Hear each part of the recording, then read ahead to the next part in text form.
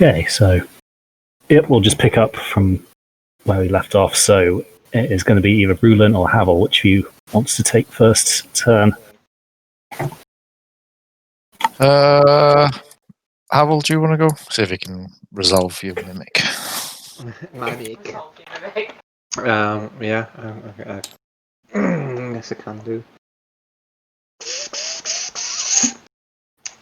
Right. Okay. So to ungrapple, It'll be a kind of strength, athletics or acrobatics to try and get out of that.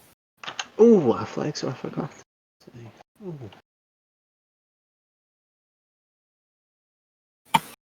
Oh, they're both the exact same anyway. Okay, I'm guessing that counts as the action for the round. Yeah. Okay, that's fine. It's better than staying here. Better than letting it happen. Exactly. Just let it happen. Yeah, okay. I will roll to attempt to get it off me. Watch this be absolutely dire. Well, you First called it. retcon of the episode. I meant to attack. We said dire. I wasn't asking I mean, you did tempt fate at that point. That was just kind of waiting to happen. So you try to kind of wriggle free from this thing, but like being such a kind of long, thin form, this kind of mimic manages to just keep a very firm grasp on you. And kind of as you try and flail out, it kind of gnaws down on your right shoulder. So I was going to get an attack at you. Yay. That's just what I wanted. Those HP. You get it. I hate this. Yeah. Oh my god! Fucking god! Get fucked. Yeah, pretty much. So let me roll that up. That is going to be...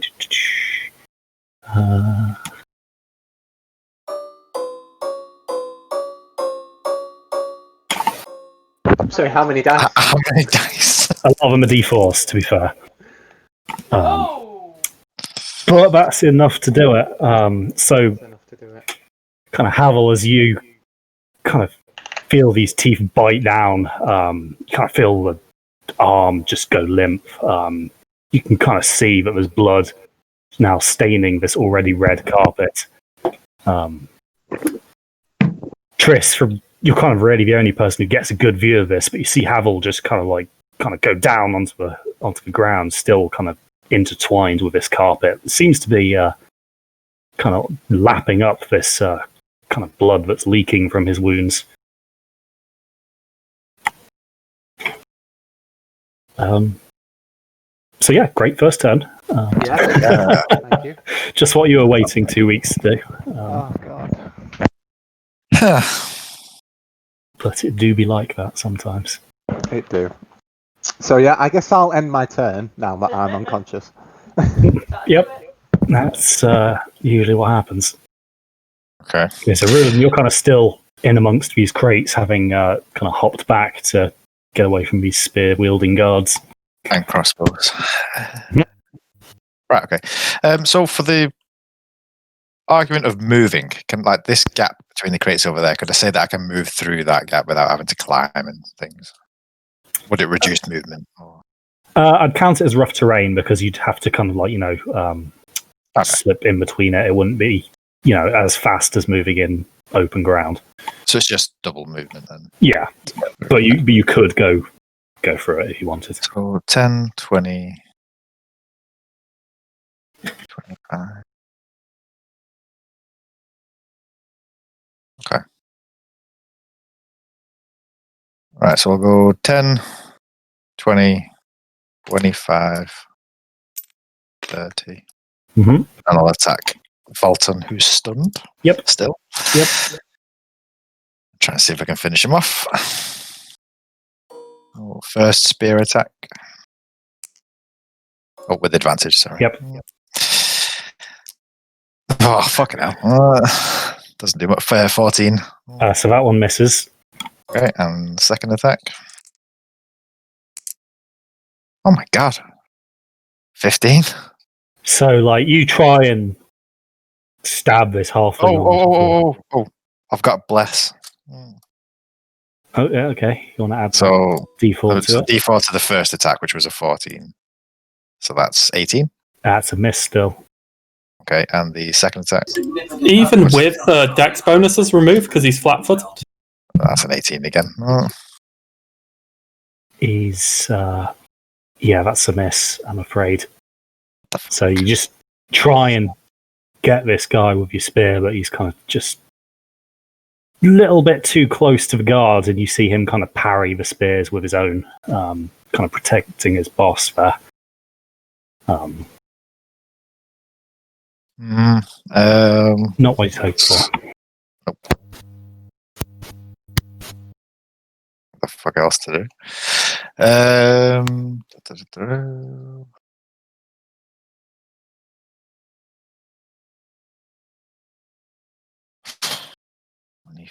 trying to remember how many key points I've got. Alright, fuck it. I'll spend a key point and do flurry of... No, I can't do flurry of blows because I didn't hit any of my attacks. I think that's how it works anyway. Oh no, it's just after you take the attack action, so don't actually have to hit. Yeah, Okay, yeah. pretty sure you can still do that. Do flurry of blows then, and 2 unarmed attacks. Okay. First with advantage. More like it. So that one hits. Right, and it's a d6 plus 5. 11 damage. Mm-hmm. And So I powerful will... blow. No, there's no point in doing his special effects. He's fucked as it is, as he's stunned. Actually, I'll force him to not take any reaction. Okay. No, he can't anyway because he's stunned. He's- But at the yeah, end he's of my stunned. turn, at the end of my turn, he'll become not stunned. So Yeah. he still then won't be able to take a reaction until the next turn. And the second unarmed attack. Another hit. Again. Fucking, I couldn't do this with this spear. And that's 9 damage. So you kind of hit him again, and you feel a rib crunch under the impact. Okay. Kind of the blow seems to knock a lot of the wind out of him. And 20 feet of movement remaining, so I'll go 1, 5, 10, 15, 20. And Okay. that is me. So he is no longer stunned, but he is still on the ground. Oh, I don't know if it... Yeah. Actually, that's a good point. Does stun actually knock prone? I don't think so. The thing is that it's incapacitated. Incapacitated means no actions or reactions. It doesn't necessarily mean that he's prone. Nah, it just means he misses his actions and he's stunned rather than knocked down. Okay, so he kind of, as the kind of powerful blow cracks a rib and kind of knocks the wind out of him, you see it kind of snaps him out of the kind of almost trance-like state he'd been put in by your channeled blow. You kind of see him take in his surroundings, and he seems more alert now. Cool. So Triss, you're up. I'm going to go good old Eldritch Blast. Thanks for the input, Jason. And I'm going to hit the Mimic. Both blasts. Sure, so roll those for me. I can't see those numbers. That's 17 and 25. So one hit, one miss. Cool. And I'm looking at these upside down, which doesn't help me. Is that D10? Which was the D10? I'm looking at it from the right order. There we go. Yeah, I was looking at the right one. 6. 6 damage. Fuck's sake. The rolls today. Oh, shit. So you'd kind of just put a quick snapshot into this thing's back, or well, you think it's back. You can't really tell because it's a carpet. But it kind of seems to be more preoccupied on chowing down on Havel. Okay, and then I'm going to drop down next to Titus behind this box. And that's me. Okay, cool. So the guards now are going to act. So kind of the first one, having seen that assault on his boss, is going to kind of go after Rulin. Spear still drawn. Mm-hmm. The other one, kind of seeing this big hulking Titus, he's going to just take a couple of pot shots with his crossbow. He seems to be a pretty big threat. So we'll do a spear first.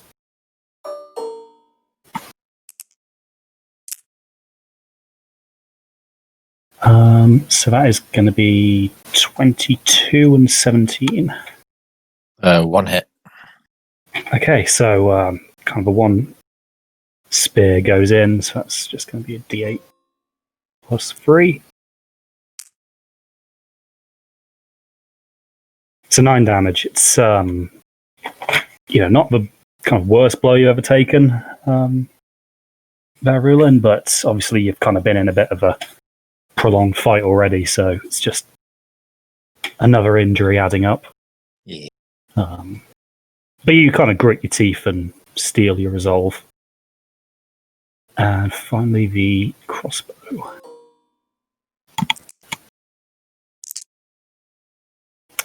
One miss and one crit. Poor old Titus. Although he is only going to take half damage because it's just piercing. So what kind of crossbow is it? It's kind of just a regular crossbow. It's not light, not heavy, just something you'd expect to see kind of your average guard wielding. So 7 damage to Titus. Barely notices it. Oh, so was that just with advantage then? Sorry. No, that's 2 shots. All right. Well, that's just what I was questioning. Like, there's 2 shots with the single. The crossbow expert feat allows you to ignore loading. Oh, okay. Just kind of making it seem so that the guards have got at least some training. That's what I was wondering, if they were special crossbows. Obviously. No, that's a fair point. No, they're just regular crossbows. They're just quite well trained guards. They're not just your average rabble. Okay. Not Chokanoo, sadly. No. I like the idea of double-barreled crossbows. Get those in the game, that'd be nice. Oh, you have an artificer in the party. Like that could easily be a thing. Well, I mean, we're coming across some new and interesting technology over here, so. I don't think I'd trust it if Poet made it. Well, yeah. I mean, I'd rather be on dragon's blood. I'd rather be on the side that's developing the tech than the side against it. Yeah. It feels the effect. At least until the first experiment, anyway. They can find him a nice warehouse in the middle of nowhere. Cool. So after firing those 2 bolts, guard number 1 is kind of going to move in. He's kind of going to stand between the threats and his boss. Kind of checks on him, makes sure he's okay. But you see the halfling very quickly kind of bat away his hand and almost berate him for his over familiarity. Okay, the homunculus' turn to act. Cool. The homunculus is going to. Now, this is a 10. It's 10 foot per square, right? 5 feet per each. Okay. Rulin was double counted because he's slow. Rough terrain through these boxes. Oh, okay. Right. The homunculus is out of reach of the carpet, so he's gonna fly over him and try and come up behind this orc here, and he's gonna perform the help action to give Titus advantage on the next attack without having to lower his guard. Okay. So it's just going to interfere when he swings his sword back. The homunculus is just going to be there trying to catch the blade or something, so he can't guard. Okay.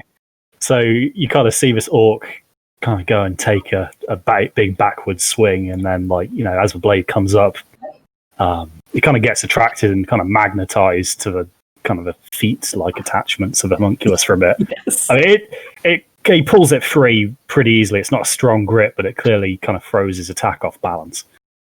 Excellent. Awesome. That's Homie's turn. Cool. And then me and Titus need to have a roll off for who acts first. So somebody want to roll for him? Just flat, so don't bother adding anything to it. Oh, 5 is the score to beat. 11. Cool. So, well, I think we all know what comes next. Pretty much. I mean, I'll just double check if he's not got anything special hidden. Titus, Which weapon did he have drawn as well? Was it the So he was great axe? using his, I think it was his great axe at the time. Right, which is the... Because did he switch back? Because he had used the great axe. I thought he switched back after he got that really bad one. Yeah, he might have done actually. I'm just trying to remember. So then what, he's using battle axe and The shield? battle axe and the shield, I think it was at the very end of the session. Oh yeah, he does have the Oh shield. yeah, that was it. Because he took a fair bit of damage from the kind of the backlash effect of that. Yeah. And he saw Triss get hit quite badly, so Okay. kind of took out the shield. Right. Yeah. So Titus will attack. Cool. Roll up. Reckless? Reckless? Yeah. I think that's a fair thing.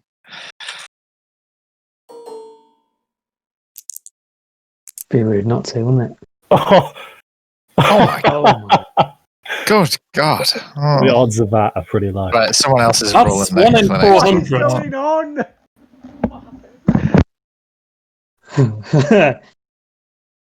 Crispy, did you just change some settings in the background? Yeah, just like those are the only dice rolls available now. Ones and 20s. Hello, I'll have one nat 20. Oh, nat 20 machine broke. Understandable. Have a nice day. Not even. Well, Tarek, you actually see the kind of homunculus kind of buzzing around. Has actually distracted Titus. He's kind of just staring at it a little bit, at the shiny flying thing. So the orc kind of takes the opportunity to kind of just swing low at his kind of exposed legs. Here comes So the he is, 20. There it is. Here comes the 20, guys. Come on. so he is going to take a swing.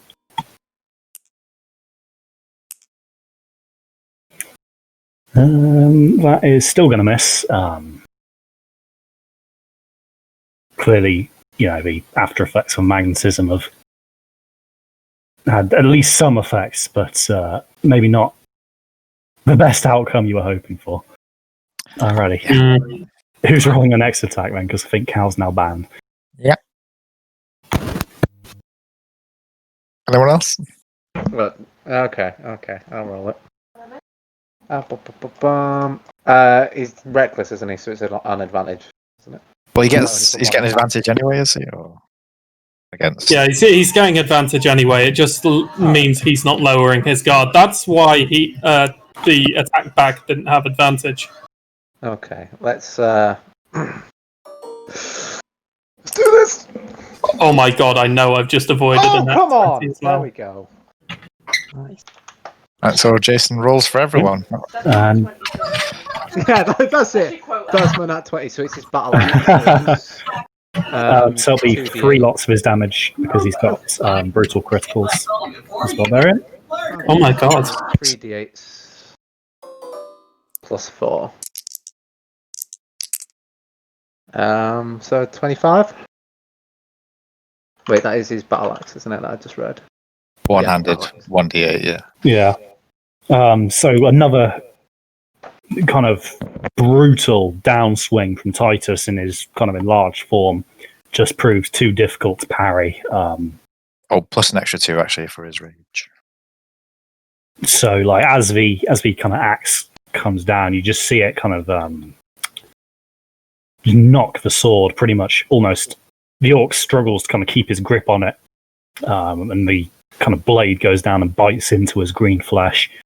You can see now he's kind of bleeding quite heavily, kind of panting quite hard.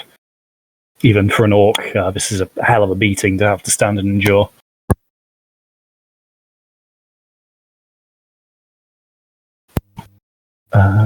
Cool. So I guess that's probably Titus done, as I doubt he'll really want to move away from that brawl that he's currently engaged in. Which means I guess that is Volton's turn. So he's like, he's not dumb. He can see the writing on the wall here. Sorry, accident. As this kind of, huge Goliath just like, almost takes a limb off his bodyguard. And having kind of been on the receiving end of a pretty vicious beating himself. He's kind of going to take 2 last pot shots at Titus, and then he's going to leg it. So roll those together. So the first one, that is going to hit, so we'll roll that one up. Okay. Not very much damage for Titus at all. The kind of the round hits him kind of just in the thigh, but the bullet seems to just shatter on impact.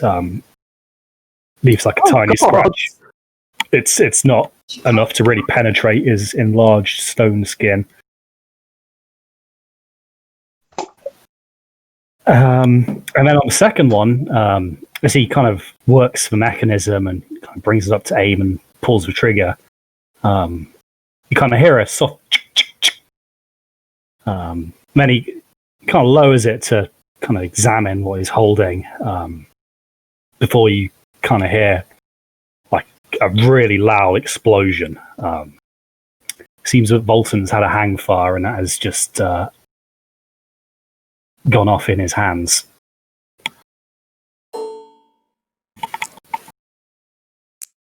It's to the best of us.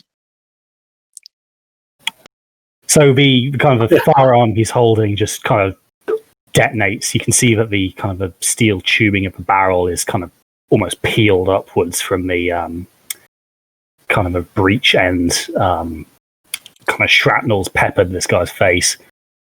Blood's kind of streaming down, but he kind of drops the smoking remnants of it. Ah, feck this! Get him, boys! And he now, unarmed, retreats from the warehouse as best he can. Tarek, you're up. Cool. I should not chase him. I'd have to go through everyone.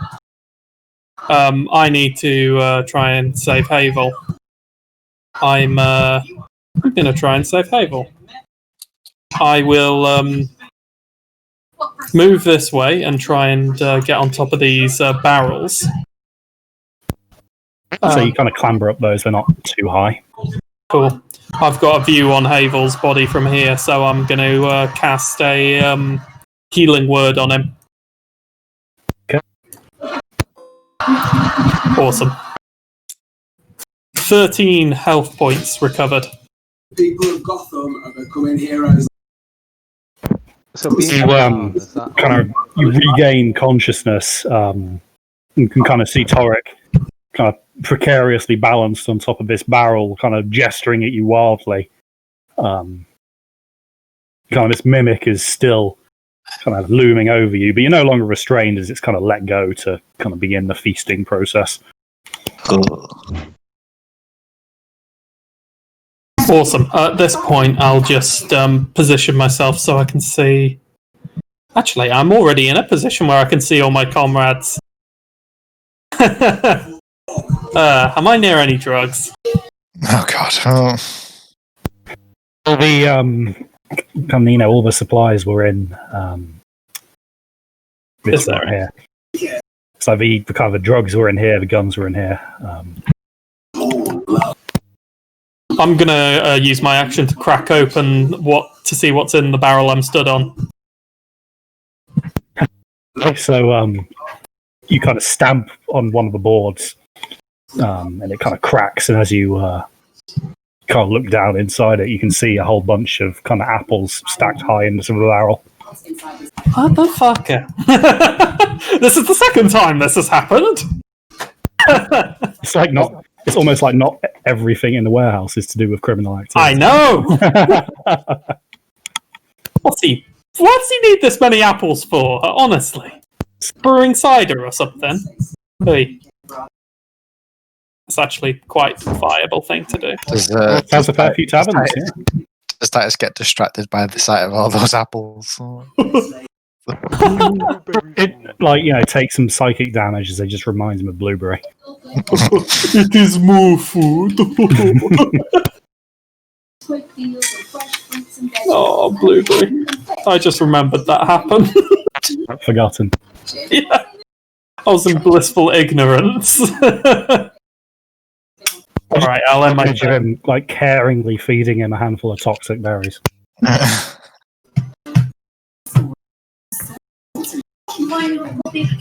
where are Yeah.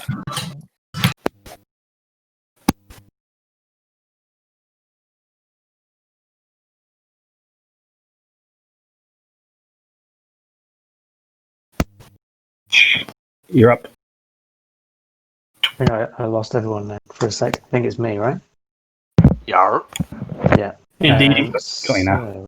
Indeed. I'm going to start off with a classic Spirit Mace on the guy next to Titus.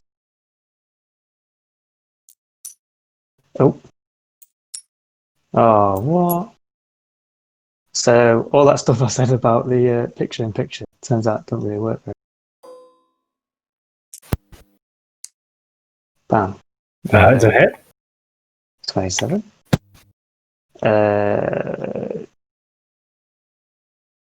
think I just cast it at level 2, didn't I? So that's 1d8 plus 5 or something.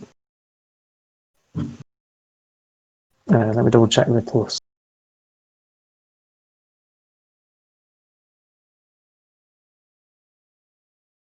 Oh, the app I've got stuff on is just crashing every time I try to. There we go. Is the Spirit Mace physical or force damage? I can never remember. It is. I think it's force, right? I kind of got it in my head, but it might have been Force. force. Yeah, It's force so. damage, yeah. Yeah, anything with an ethereal look to it usually does force. So that's 8 damage. I think I rolled a 3, right? Yeah.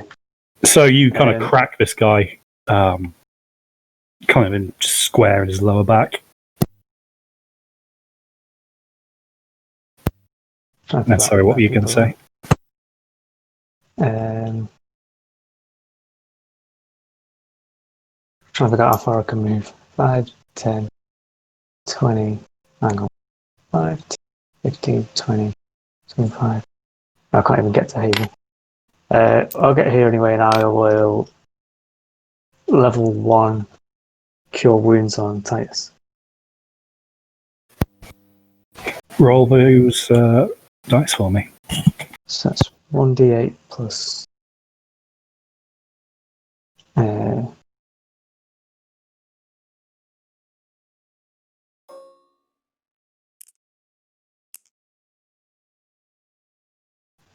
5 plus 5. That's 13 heal. Damage healed. So Titus doesn't really pay you any attention as you do this. But you can kind of see a few of his more kind of minor injuries have started to knit back together again. Nice. That's me done. So the Mimic is kind of having seen this kind of, well, at this point, prey get back up. It's just going to lunge again. It wants to finish the job. So Havel, you get 2 attacks. I remind you, I get +4 to my AC from multi-attack. Do you? Oh, okay. We might have to resolve that separately then. Disregard. Do the first one. So it's going to be 20. Yeah, 20 in total. So that first one is going to go through.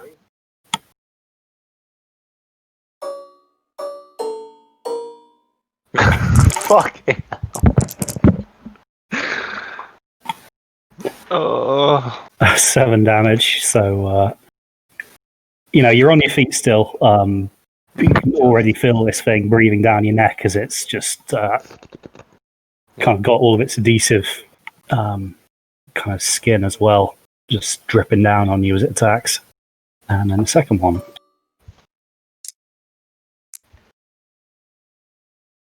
24. Shouldn't have said anything. Well, it was nice while it lasted. Oh my god. The mimic Tarek, you can kind of see as Havel kind of stands up and kind of regains his balance on this box. The mimic just kind of leaps out at him, just kind of knocks him straight back down, kind of teeth ripping into him. Again, just blood going everywhere. This kind of area here, these crates are just like slick with blood. It's fairly traumatizing to watch, really. Would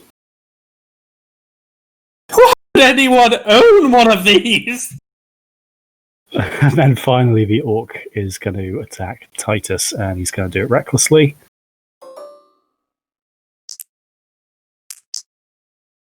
So one hit, and let's see what the other one does.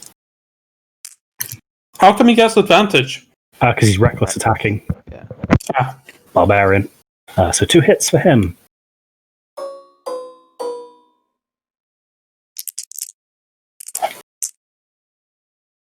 16, 24, so 12 damage Titus takes from that blow. So you kind of get the impression now that like this fight between the orc and Titus is pretty one-sided, but the orc is just like, probably at this point aiming for a warrior's death more than anything. Like, this is a pretty glorious battle. It wouldn't have been out of place kind of in the tales of old. I think he's kind of got that romantic idea in his head that this is going to be his glorious downfall. So the kind of the building wounds just seem to be egging him on further, rather than kind of proving to be a deterrent to staying around. And we're back round to the top. So Havel's unconscious, so Rulin. Okay, let's deal with this guy in front of me. So, spear. Let's try again. Mm-hmm.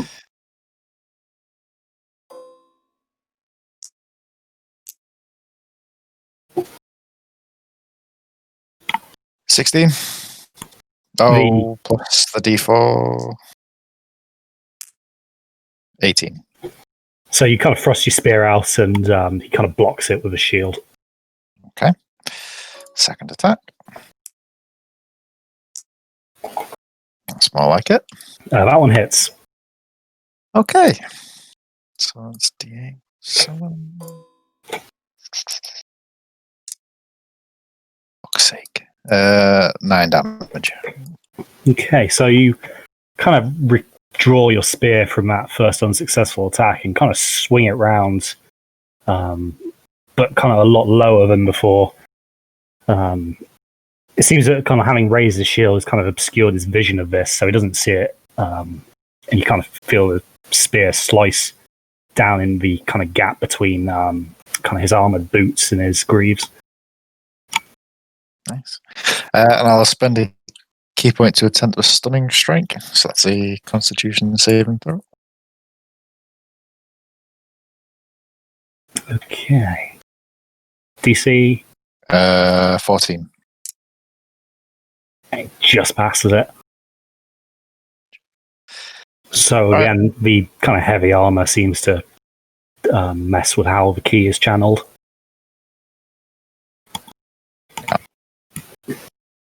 And yep, final key point, do flurry of blows. Mm-hmm. Miss. Hit.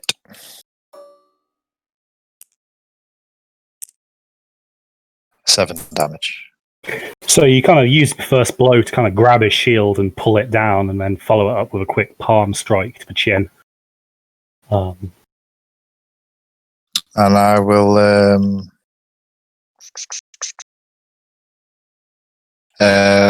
force a strength saving throw.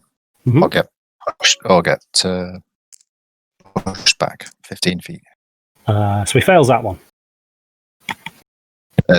The DC 14, yeah. Okay, so 15 feet back in a straight line, pretty much, or as far as he can go. 15 feet. Exactly 15 feet. And with that, Didn't really scale these things too well. Rulon will retreat. So there. And that's that. Cool. Triss, your turn again. What am I gonna do? Hop onto the box. And then I'm gonna I'm gonna Eldritch Blast again because there's nothing better to do. Oh, I see. Oh god. Yeah, you're pressing on the picture-in-picture. Yeah, I know. I know you can use anyone. It doesn't feel the same. I've seen what some of your dice rolls do. I'm not anywhere near them. Woo! There it is. Double hit, right? It's 20 and Unnatural and unnatural. yeah, a natural and unnatural. And I've just gone away from where I need to do the damage. Yep, so that's going to be a hit and a crit, so 3 times damage dice. Plus 10, yeah. 29. Against who, sorry? The Mimic. So, Triss, you kind of steady your aim this time, and you kind of put the first blast kind of through, like, kind of dead center of this carpet. And you can kind of see the threads kind of tear a little bit, and this kind of sticky adhesive fluid starts leaking out. As it kind of rears and turns around, you kind of put one square into its mouth, and the thing kind of flops down, kind of motionless. Woo!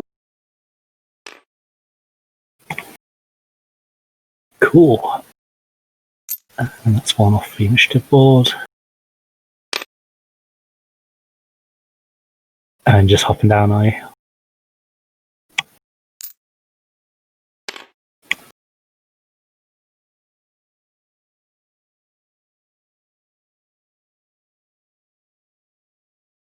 Oh, yeah, that's me. Sorry, I thought I was unmuted. Okay, cool. Yeah, so you kind of fairly expertly dispatch the mimic that was kind of, again, just about to start eating away at Harold. And that means it's the guards up. So these guys, they're on the payroll, but they're not dumb. They've seen their boss run. They've just seen the mimic kind of get executed by some weird sort of magic they've never seen before. Kind of a big buff bodyguard is just slowly getting beaten down by, a Goliath with an axe the size of a dining table. So they're going to kind of just, give each other a sideways glance and then just turn tail and get the hell out of Dodge. They're actually going to use a dash action, so they're actually going to overtake their boss. These kind of two fairly lanky high elves just kind of pushing past this little running halfling. You're a bit too far to really hear anything, but you can kind of see he gestures very rudely at them as they're kind of tearing past him.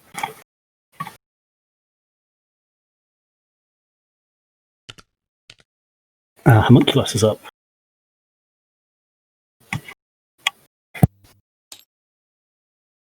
Cool.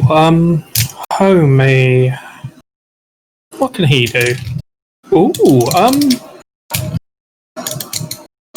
Oh. No. Yes. I'll use his action to take the disengage action. Okay. And then he's going to 1, 2, 3, 4, 5, 6. He's going to just fly above Volton and watch where he goes. Okay. Kind of just trace him. Since his gun is out, that he won't be able to shoot it down. Yeah, good thinking. So Homunculus kind of flies kind of safely out of Volton's reach, so a whole 5 foot above the ground. And you can see he's kind of bothered by it, but as you say, he's kind of lost his firearm. So there's other than kind of throwing the occasional pebble, there's nothing you can really do about it. Cool. So we need to have a little roll off again. Somebody roll Titus, now roll Volton. Go on, Jason. Oh. Oh dear. Go on, Jason. Pascal, I'll have to roll.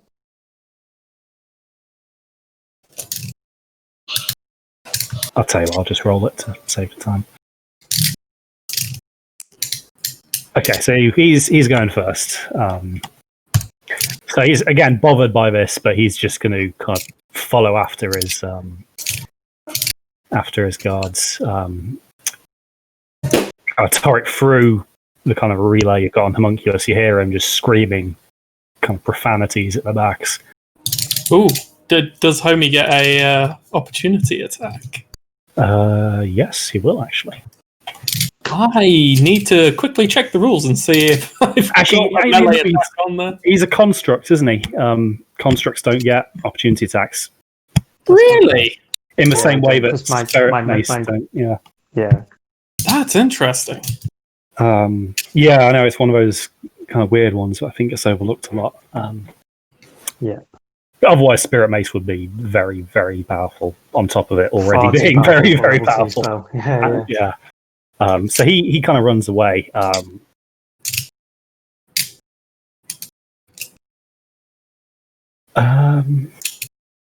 So I think for the sake of the narrative here, we'll say that the Homunculus just kind of, tags along with him off the board. I like to think it's just sounding an alarm, like wee. Off him, it's like fuck off. So Titus, you're up. Why am I? He's not here. Somebody want to roll some attacks for me against the orc? Go on then. What am I rolling? Just d20s. Reckless. If you want to Two reckless, D20s per attack. yeah, so advantage on them. So attack 1. Oh, there it is. But the amount of crits this fight. Shall I do attack 2 before resolving? That? Yeah, you may as well. Come on. No. I don't know what his plus is. So Like it's just a crit. It's a miss on that one. But okay. So he gets 3 3d8. 3d8 Plus strength. 6. Strength and rage, yeah. Yeah, so 16 then. So at this point, you can kind of see it in the orc that his strength is failing him, and he kind of doesn't even have the strength to lift his sword to parry this. And as the axe comes down, it just kind of cleaves him right down the middle, kind of shoulder to kind of pelvis, and he just kind of falls in half, dead on the floor. Because this is, obviously the enlarged Titus, so this is a huge axe coming down, kind of the size of those kind of comedy ones you see swinging through hallways in like cartoons, in like the stereotypical trap corridors. Cool. Okay. So to have all you kind of stabilize on your box, you still feeling pretty rough. You've bled a lot. You're a bit woozy from the blood loss. But the kind of rest of you are able to kind of take a bit of a breather now. Tarek, though, you can see that Volton is kind of still running, and he's kind of got out of the back streets now, and he's kind of got kind of onto the main kind of thoroughfare of kind of Lyrist, and he's managed to find kind of a couple of the patrolling Night's Watchmen. And you can kind of see he's explaining something to them, and they, from the looks of it, seem to be responding quite well. Roll a perception for me through the Homunculus. Will that be on... Just use your stats. My stats, okay. Just use your stats, because I imagine it's... Oh no, Obi's stats are better than mine. Are they actually separate things? Oh yeah, the homie's got a separate stat line. Yeah. Has it? Okay, well, in which case, add the modifiers for homunculus. I thought it was just an extension of yourself. Yeah, easy mistake to make. Yeah, the homunculus has wisdom 10. Okay. So no modifier. Yeah. Okay, so you don't really hear much of what's going on, but like from the kind of the language, it seems that like the city guard are going to be kind of coming in force to investigate this, whatever he's telling them. So you reckon there's probably only a minute or two before you've got company again? Yeah, I'm gonna call out to the party and say, we have incoming. He's alerting the guards, the bad ones, that is. So, not friendly guards. Let's go. Wait! Sounds good. I mean, shouldn't we defend this stash? I mean, they'll burn it and cover his traces. They'll burn us along with it if we're still here. Havel doesn't look like he's in such good shape still, and I don't know. I think we've all felt better. I think it's time for us And to our leave. barbarian looks a little distracted. One thing I want to ask, from being on these boxes, did I actually see Volton reload? Well, you didn't have line of sight on him for most of that. Okay, fair. It's kind of blocked by these big crates. That's absolutely fine by me. Just grab one of those tubes and then let's just leave. We'll use that as evidence if we need. Yeah, I still got one. Okay, Better scowl. let's go. Okay. So, Torek, you kind of make sure that the kind of vials are kind of safely stowed and not going to break as you kind of transport them in your alchemist kit. You've definitely got enough for what Petlamir was asking. But yeah, you guys kind of hightail it out of the warehouse. Kind of taking a different route. Again, these streets are fairly narrow. You kind of manage to find somewhere that weaves and kind of takes you around a couple of houses. Probably got a good head start. It is now kind of, late, so kind of the city is practically empty. You've got kind of a few patrolling guards and maybe the one or two kind of citizens, maybe drunkards returning from a tavern or something.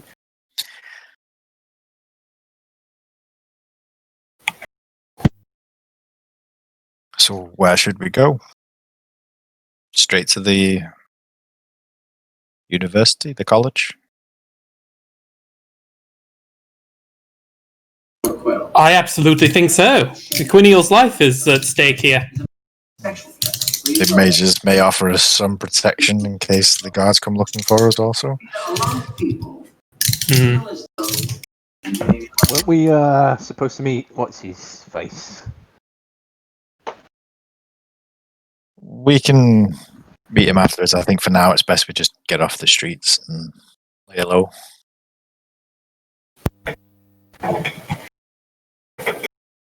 So, to the academy is the plan, is it?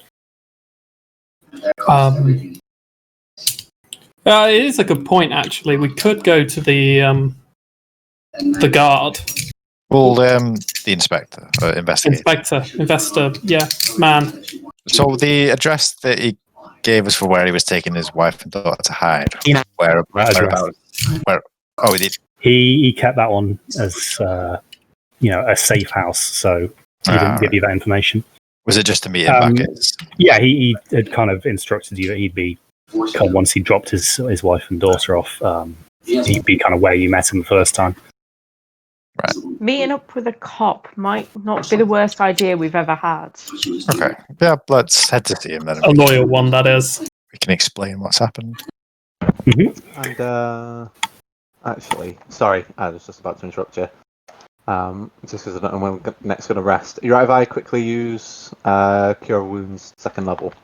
Okay. Yeah. Do you want to? Sure. Roll that one up for me then. 2d8. I'll do a wholeness of body as well. Just regain 24. You're going 24, okay. Brings you up to what, 35? Yep. And Havel, what's that add to after your modifiers? That's 9. 9 health, so 15. Okay, better than nothing. Cool. So you guys kind of take a moment to kind of gather your breath now that you're kind of out of a hot zone, as it were. And you can kind of hear the kind of distant sound of kind of armoured footfalls. Sounds like, so they've kind of sent a squad of troopers to investigate. But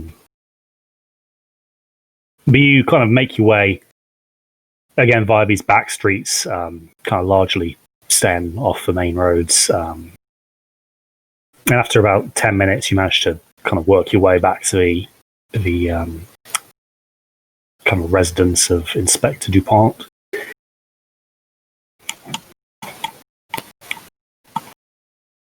It looks like, kind of, well, it doesn't look like anyone's home, but you can't see any lights from the windows. But that's not unusual. The rest of the street is also kind of similarly lit. Obviously, people are asleep, but... Check to see if there's anyone lurking in any alleyways, watching the house or anything like that. Roll me a perception. Because after the warehouse, it leads me to think he's got all kinds of spies. Ooh, that is a 24. So you kind of have a look down the street. You can't see any kind of body at the ground level. You do, however, take the time to kind of have a glance at the windows of kind of like adjacent houses. You can see the curtains are drawn on all of them, so it doesn't seem like anybody's peeking out of there either. Okay. Well, they make our way up to the door and give it a very light knock. So, kind of within a few seconds of you having knocked on the door, it kind of opens again on the chain. And as you kind of see DuPont there and he recognizes you, the door closes again in your face and you kind of hear that being worked back. And he kind of opens the door. Quickly, in you come. We've heard the gunshots and the explosions, so I'm guessing that has something to do with you. Well, yes. We'll explain in full. So he kind of closes the door after you and kind of leads you back where he kind of lights a candle, kind of sits you all down in the kind of the front room. Now his kind of wife and daughter aren't there. He doesn't take you all the way up to his study, but kind of sits you in a very comfortable little living room, which Havel offers you a nice kind of reprise from your aching limbs. So, what did you find? Well, we went to the warehouse, made our way in. It was suspiciously unguarded, which we should have thought better. We searched through some locked areas and we found some rather curious items. The little sort of gesture at Havel. Show the inspector what you found. Havel will pull out his long hard rod Mm-hmm. and present. And also the gun. So, as you kind of produce this, you can kind of see the kind of detective's eyes kind of widen a bit. What, you mean Volton had these? He had a lot of them. And also these, and we'll pull out the marbles that he took out of one of the box and showed them. So, you can kind of see from his reaction, DuPont knows what these are. And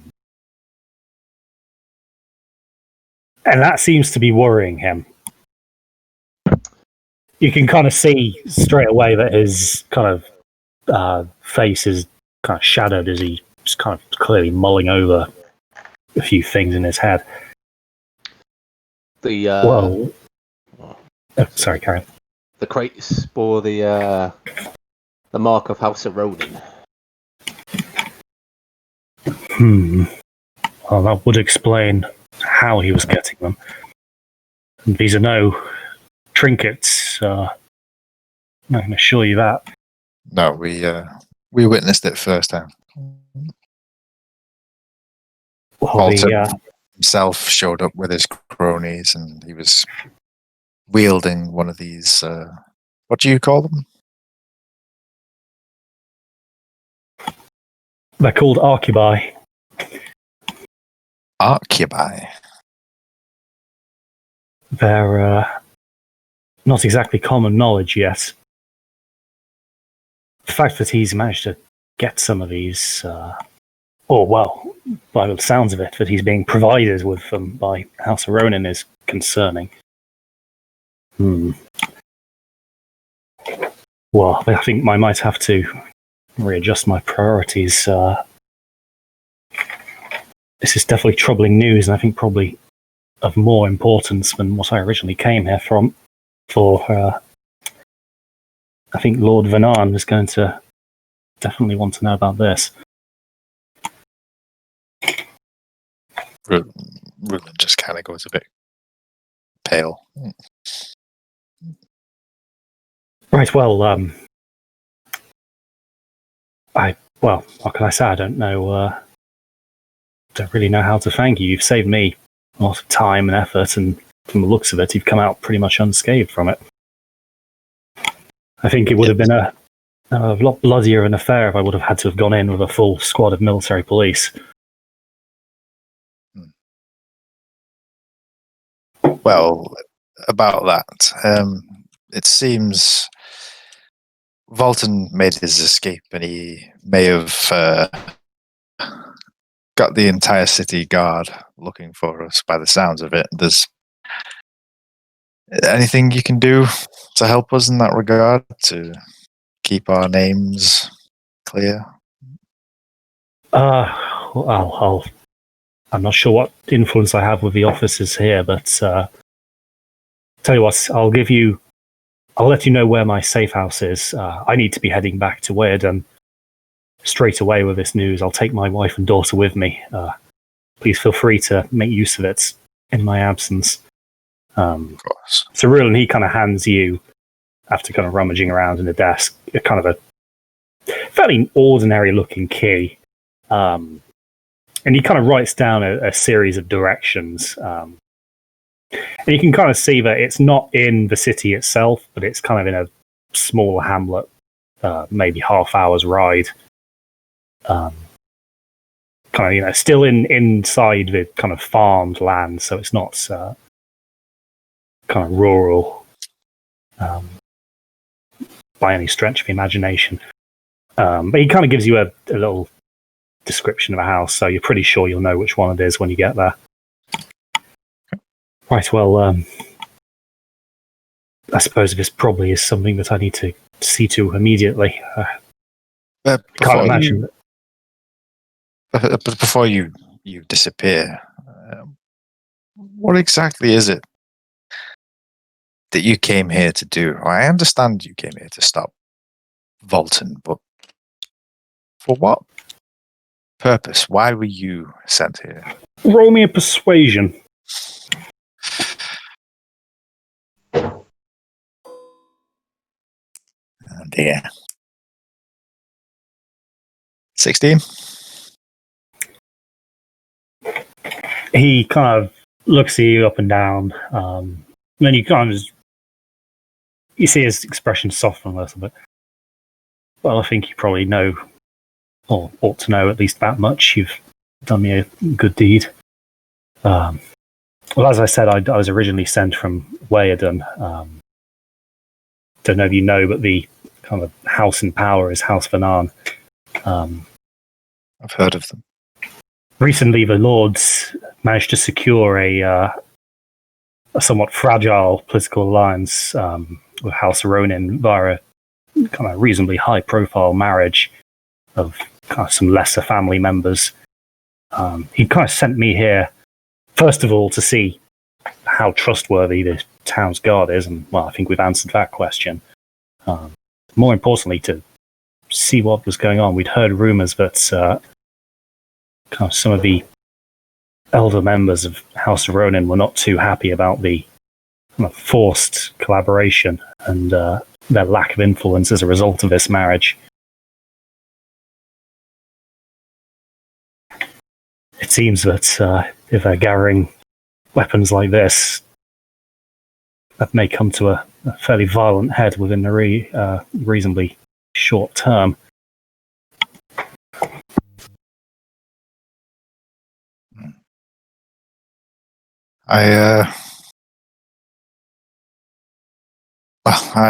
We've met Lord of Ronin himself. He doesn't seem like the most upstanding gentleman. Yeah, I'd hate to see this kind of thing, like gesturing to the gun, make its way into widespread use. There'd be an awful lot of bloodshed. Well, it was originally only intended for the actual military. I'm not entirely sure what the houses are doing with them, although then again, the corruption in this empire is such that I'm not even surprised anymore. So who else might have the ability to craft these kind of weapons? The originals were made by the kind of forge masters in Weyerden. I think since there, only the military have been given any real schematics for them. But even then, I don't think they're particularly common. Just wondering if we should be worried about coming across these outside of Illyris, but hopefully not. No, I wouldn't have thought so. It's been a closely guarded secret so far. But it seems that they're already getting into the wrong hands. It would seem. Well, I'll bid you all a fond farewell. I need to go and gather my wife and daughter and make my way over to Weyerden. If you're ever in the city, don't hesitate to drop by. I'll be available to help with anything I can. Of course. With Triss being from there, would she have known about any of these families? You would definitely have known of House Vernon. They are kind of the kind of head honchos of that town. The kind of head of the family there basically acts as kind of governor of the city. And like most kind of aristocrats in the Ilafari Empire, they were very kind of prone to public displays of authority. So, like, major celebrations would be kind of patroned by the house. Public order would have been maintained largely by their kind of house guards. So you would definitely know the family. All right, probably wouldn't be super popular with them either. It's always good to know. Cool. Say that again, sorry? Probably wouldn't be super popular with them either, but that's fine. I mean, you might be popular with one certain member.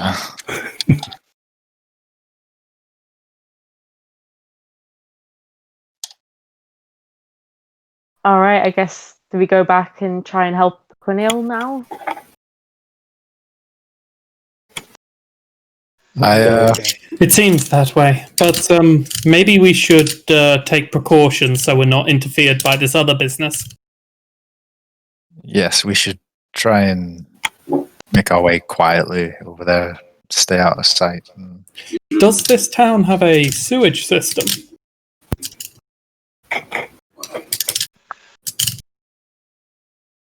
I think if we're careful enough, we can probably make our way to the college unnoticed. I don't fancy I mean, we're still wounded here. I don't want to be crawling through. Oh, we're Sewage totally going to and get ambushed. We'll be careful. We're going to get ambushed, you guys. Okay. If we're going to get ambushed, I'd rather get ambushed by guards instead of giant super rats and all sorts of shit. Rodents of unusual size.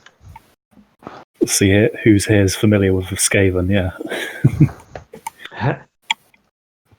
Well, so what sort of distance is it between DuPont's house and the college? 10-minute walk on a normal day. So using the back alleys to get there, we can Probably hopefully make get it there. in a quarter of an hour. Okay. If you're being careful. Being extra Be careful. careful. Yeah.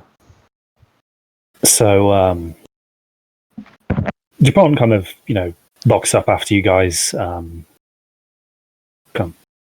Gives you a nod of the head and a kind of wave of a hand, and he starts heading off kind of in the other direction towards kind of the city gate. You guys, the street is still empty. You kind of make your way across and kind of down the side alleys. It's a bit quieter now. The kind of initial kind of rush of the guards searching seems to have died down a little bit.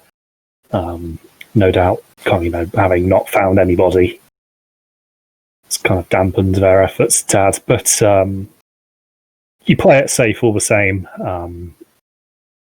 Ends up taking you kind of closer to 20 minutes by the time you kind of work your way up to the kind of the gate of the college with its by now familiar brass lion knocker.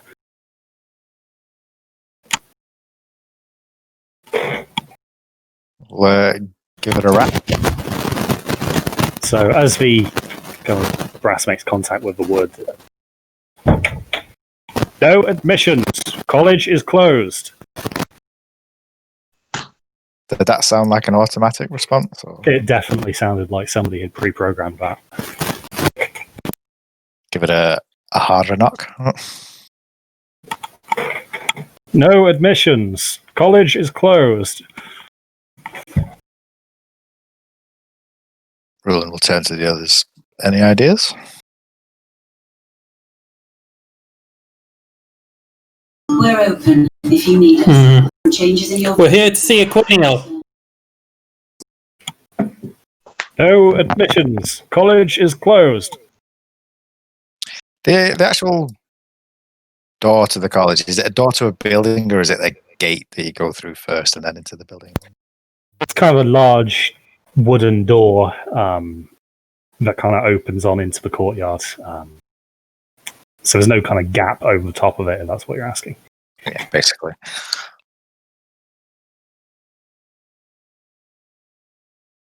Well, we could break in, I suppose, but then we'll have to deal with the guards inside, or we could stay over somewhere overnight and come back in the morning.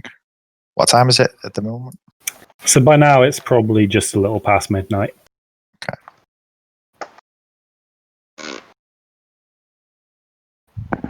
I mean, there would definitely still be taverns open at this point. Maybe better for us to rest and be ready for what's to come anyway. Yes, I think some rest would be greatly welcomed by most of us.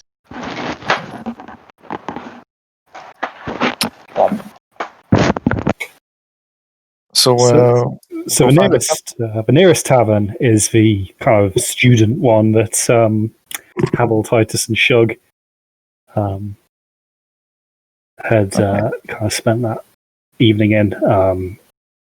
So as you kind of make your way over, you can kind of see that there's still lights on inside, and the door is still open. As you kind of push in, however, you can see that there's only kind of like a handful of patrons left, many of whom are kind of slumped on the kind of the bar tables with their kind of drinks either kind of in puddles around them or in abandoned tankards next to them. But the barkeep is kind of there entertaining the kind of last kind of conscious patrons. And he kind of nods to you. Ah, welcome, travellers. It's long down the road. Yes. It's a tough old road these days. Well, when hasn't it been? But don't you fret, lads. I've got warm beds upstairs and good food from the kitchen to sort you out. That would be just what we need. How much for some rooms? Well, room and board will do you for 2 gold a head.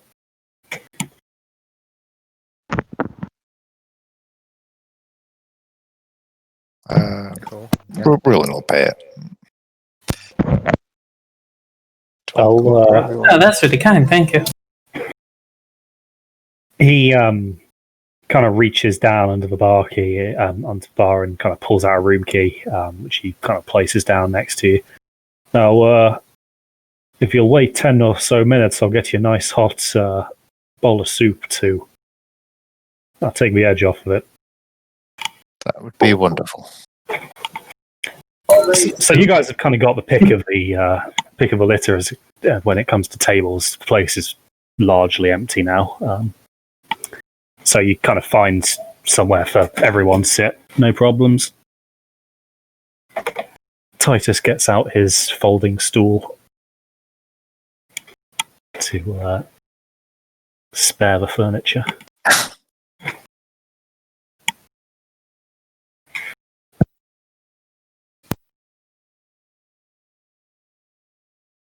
So as you all sit in silence for 10 minutes, the the barkeep kind of comes out with a tray, kind of lovely piping hot soup. Torek, you kind of stare eagerly at it, but unfortunately it is only kind of broccoli and cauliflower soup this time around. Absolutely. 1 star out of 5. I've got TripAdvisor, you know. I just imagine Torek like inventing TripAdvisor just to give back. Yeah. Inventing the internet, and then something to put on the internet to say you're bad. The barkeep pays you absolutely no notice. Good. Well, perhaps we should just eat up and get to bed. It's been a hell of a day.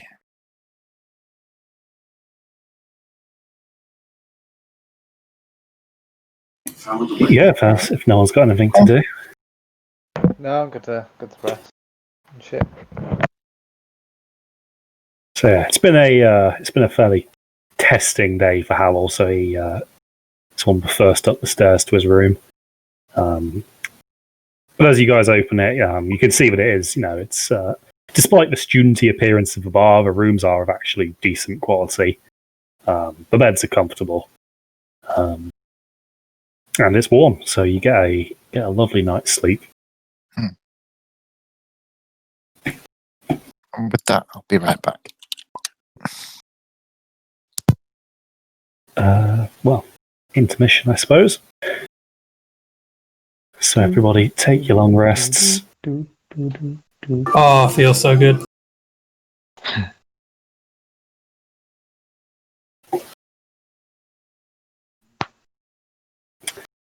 I hope you all enjoy having spent your session's allocation worth of nat 20s.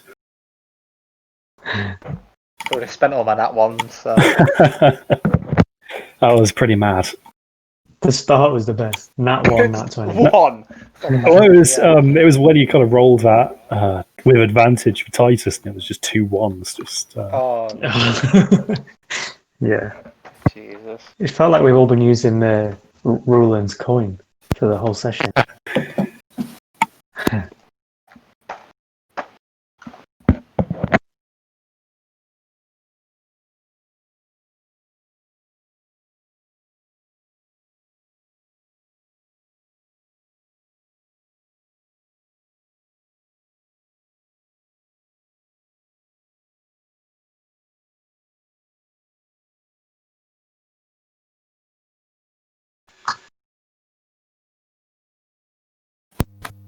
Kind of a shame Chaz isn't here though, because he got like 2 crits or something. He would have gone berserk.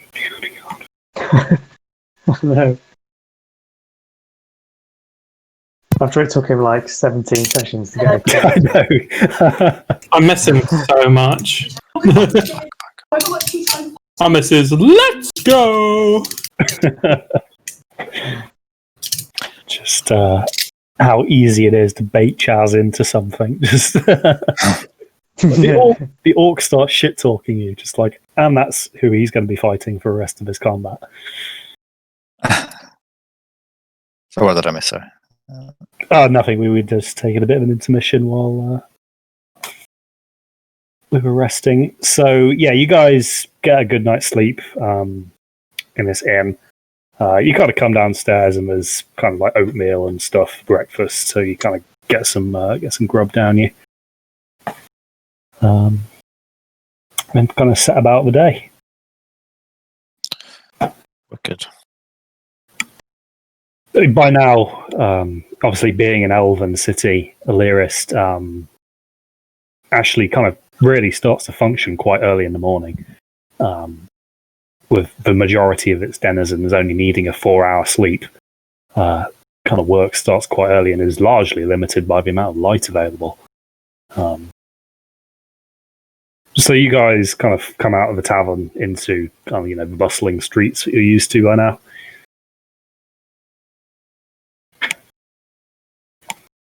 Is the market thing still in full swing?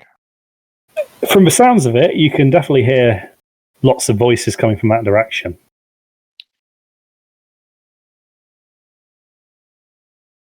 Is there anything we need before we head to the college? Anything we need to stock up on before our adventure? Yendor's fine on supplies. I think. I don't think I need anything. Well, we are going into. Well, how do we know what we're going to need? We're going on a psychedelic drug trip, so. How do we know what's going to come with us?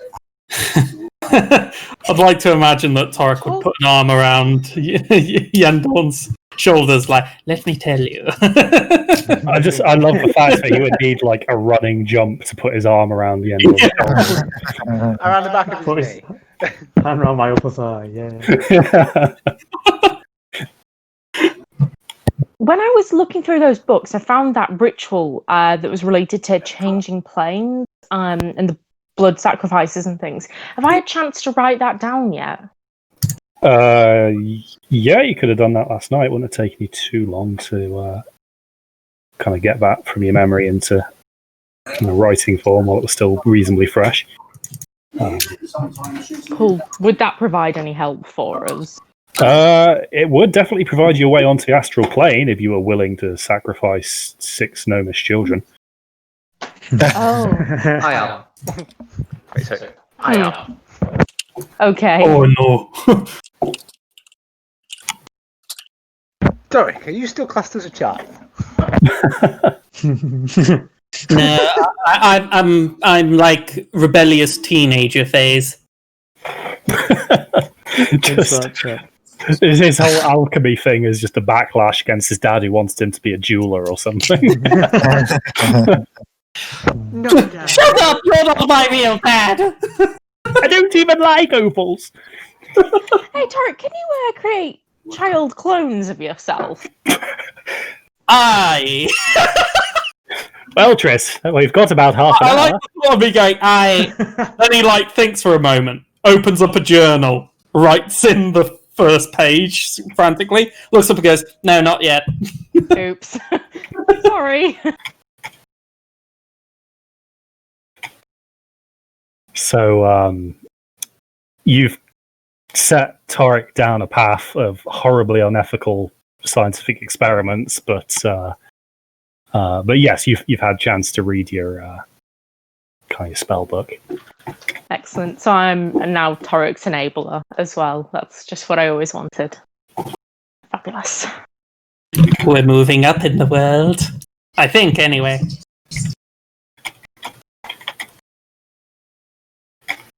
Okay, so to the academy again. or to markets? Academy, I think. guess, right? Yeah, I don't think we need anything from the market. Oh, we don't know if we need anything from the market. I think it'd be good to go to the university. If we need it to pick up anything, nothing stops us from just backtracking a little. Yeah. Off to the university, college, academy, whatever it is.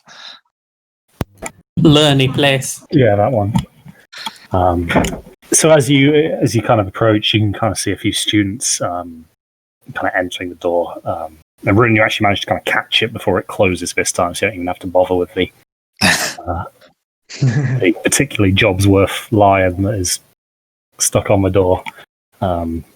So you kind of make your way up now to kind of a hospital wing, where you can kind of see Aquiniel's still kind of lying pretty much unchanged from where you kind of last saw him. There's a fairly kind of stern-looking ward matron there, however. Well, you don't look like you've got permission to be here. You should shoo before I have somebody important come and give you a real dressing down. They'll kick you out of this academy. Someone important like Pedlimir, perhaps? As you kind of mention the name, she kind of goes from angry to a little bit suspicious. How do you know the doctor? We are, as a matter of fact, on good terms with the doctor. He's treating our friend, Aquiniel. Oh, well, why did you say so? I'll go fetch him. So she kind of heads off, still looking grumpy, but after a few minutes of hanging around, she kind of comes back with the doctor. Yes, bear with me. Thank you, Lucille. I'll take care of this. You're back a little bit earlier than expected, if I'm completely honest, but I take that as a good sign.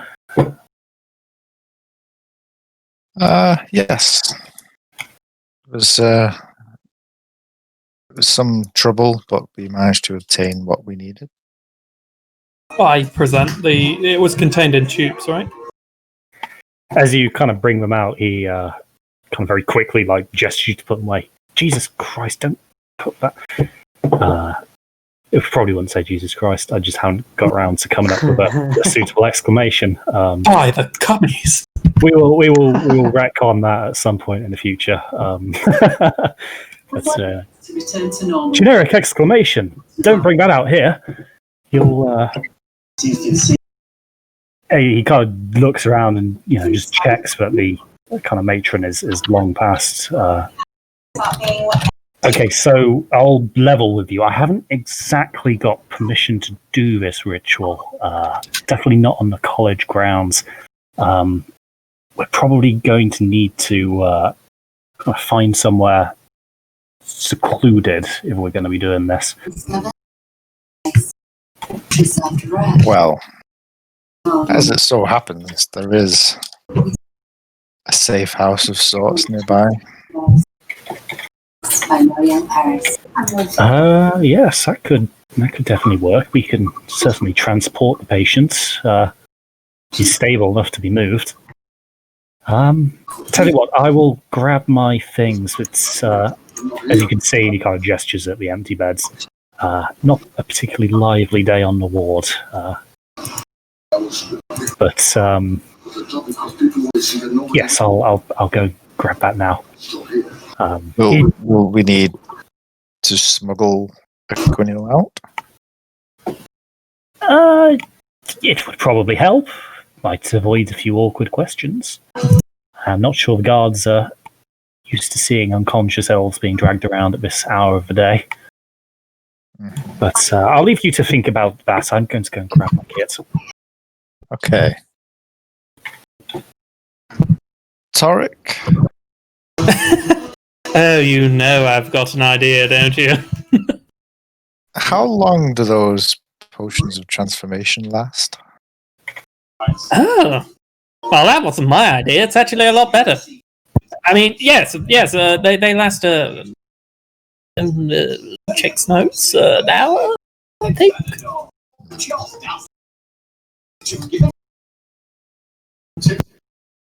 So at this point, Petlamir comes back, kind of carrying a fairly hefty leather bag in one hand and a kind of a plague doctor's mask kind of by the straps in his other. Right. Well, lead the way. I'll let you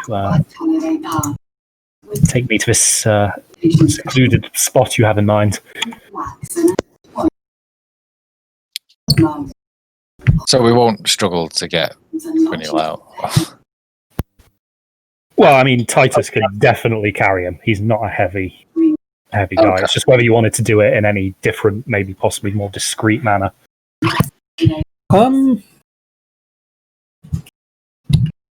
Is anyone going to stop us if we're walking with the doctor? And also if Titus is there? True, fair point. I mean, it might draw attention to us, and if attention is drawn to us, it's it'll be the bad kind of attention, and they'll learn what the safe house location. Well, we could simply say that there's nothing more the college can do for him, and we're taking him away back to his family to be peace. Throw him over Titus's shoulder and then cover him in like a massive sheet so it looks like he's wearing a toga. I could make him invisible. That would help, right? I don't think that would help Titus. He wouldn't know what he's carrying. Anything. Quiniel's head into a door. Imagine. Just imagine. Alright, we're here. Where's Aquiniel? Titus? Oh no. Just dropped him along the way somewhere. After his attention span had expired, he just goes back to like walking normally and Fuss drops him. Yeah. So Quiniel is very light.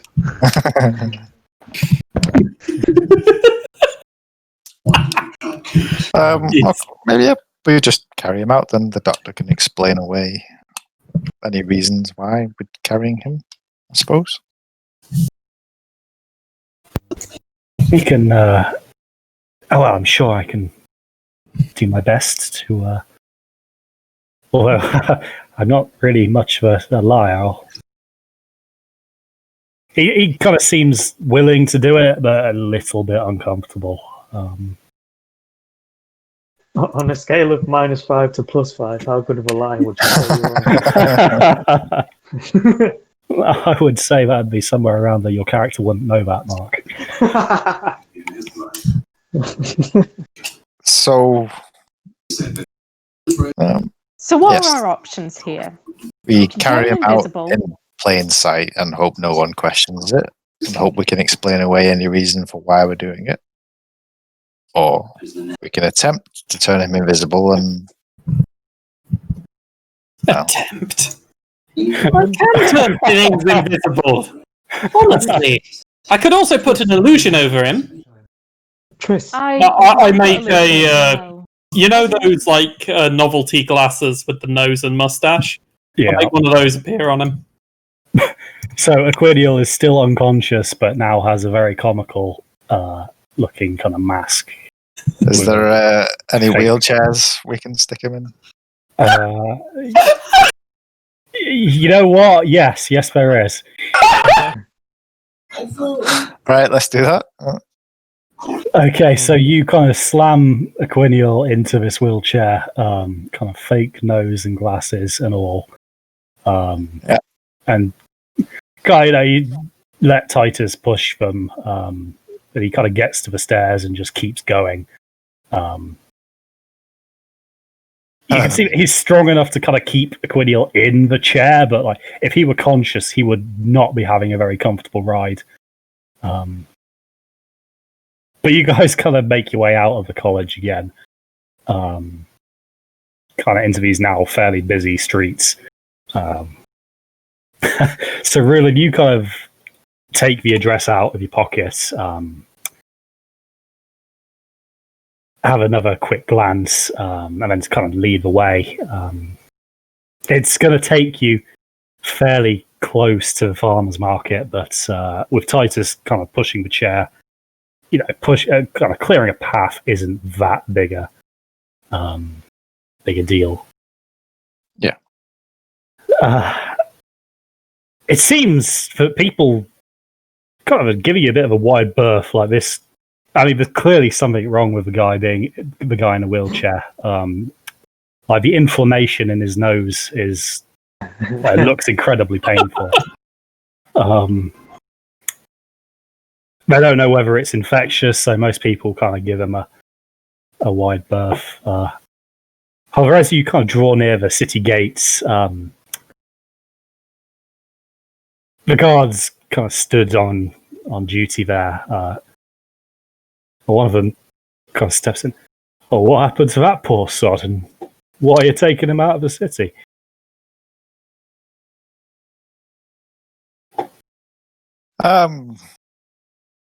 He's it's very infectious.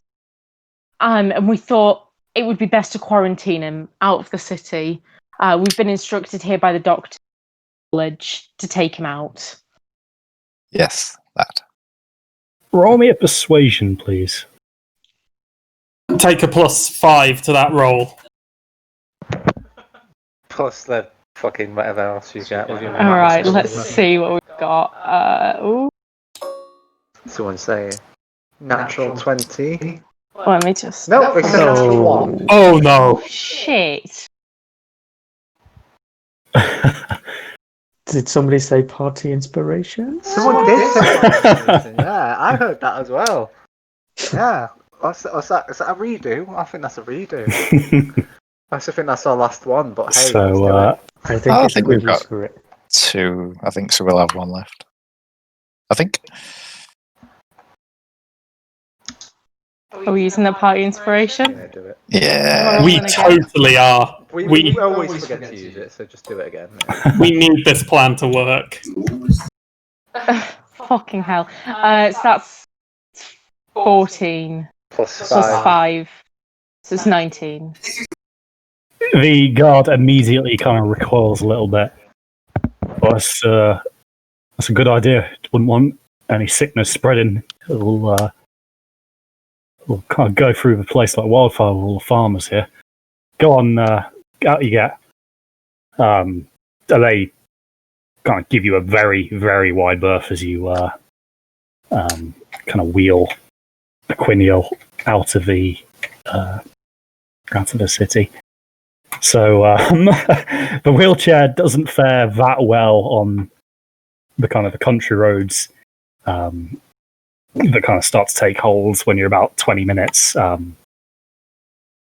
of the town. But that doesn't stop Titus from giving it his all. And once again, if Aquiniel were awake and conscious, he would definitely be campaigning for the installation of suspension in wheelchairs. But as it happens, he's unconscious and completely oblivious to the rough treatment he's getting. So you you gotta lead him down this road towards a kind of a small cluster of houses. Look to be kind of small holdings, really. There's kind of a few kind of roughly tilled fields outside. But Rulin, you see one that kind of matches the description that DuPont gave you. Did he give us keys as well? He did. He gave you a key. Yeah. I'll walk up and try the key. So the lock kind of fits perfectly, as you'd expect, and the door swings open. You can see that inside it's quite bare. It's not got too many furnishings. Clearly, this wasn't a house that was designed to be lived in. As DuPont said, it was a safe house, so it seems that the furnishings are sparse, but you can kind of see signs that it has been occupied recently. As you kind of move into the living room, you see in kind of tucked under one of the few chairs there a kind of small child's doll that was clearly left in the hurry that DuPont clearly had to get back to Weyerden. Rulin will place that in his pack. Mm-hmm. And that's your inventory. So, how do we go about starting this ritual? Do you need any help setting it up? Well, I'll need to be. I need the mixture. And for that, I am going to be needing the shimmer from you there, Master Gnome. Yes, sir. Yes, of course. And I'm gonna like just take it out, but then just like stare into it like Frodo stares at the ring. Yeah, so there's a lot as you pull out. The one with vials you kind of cradle lovingly.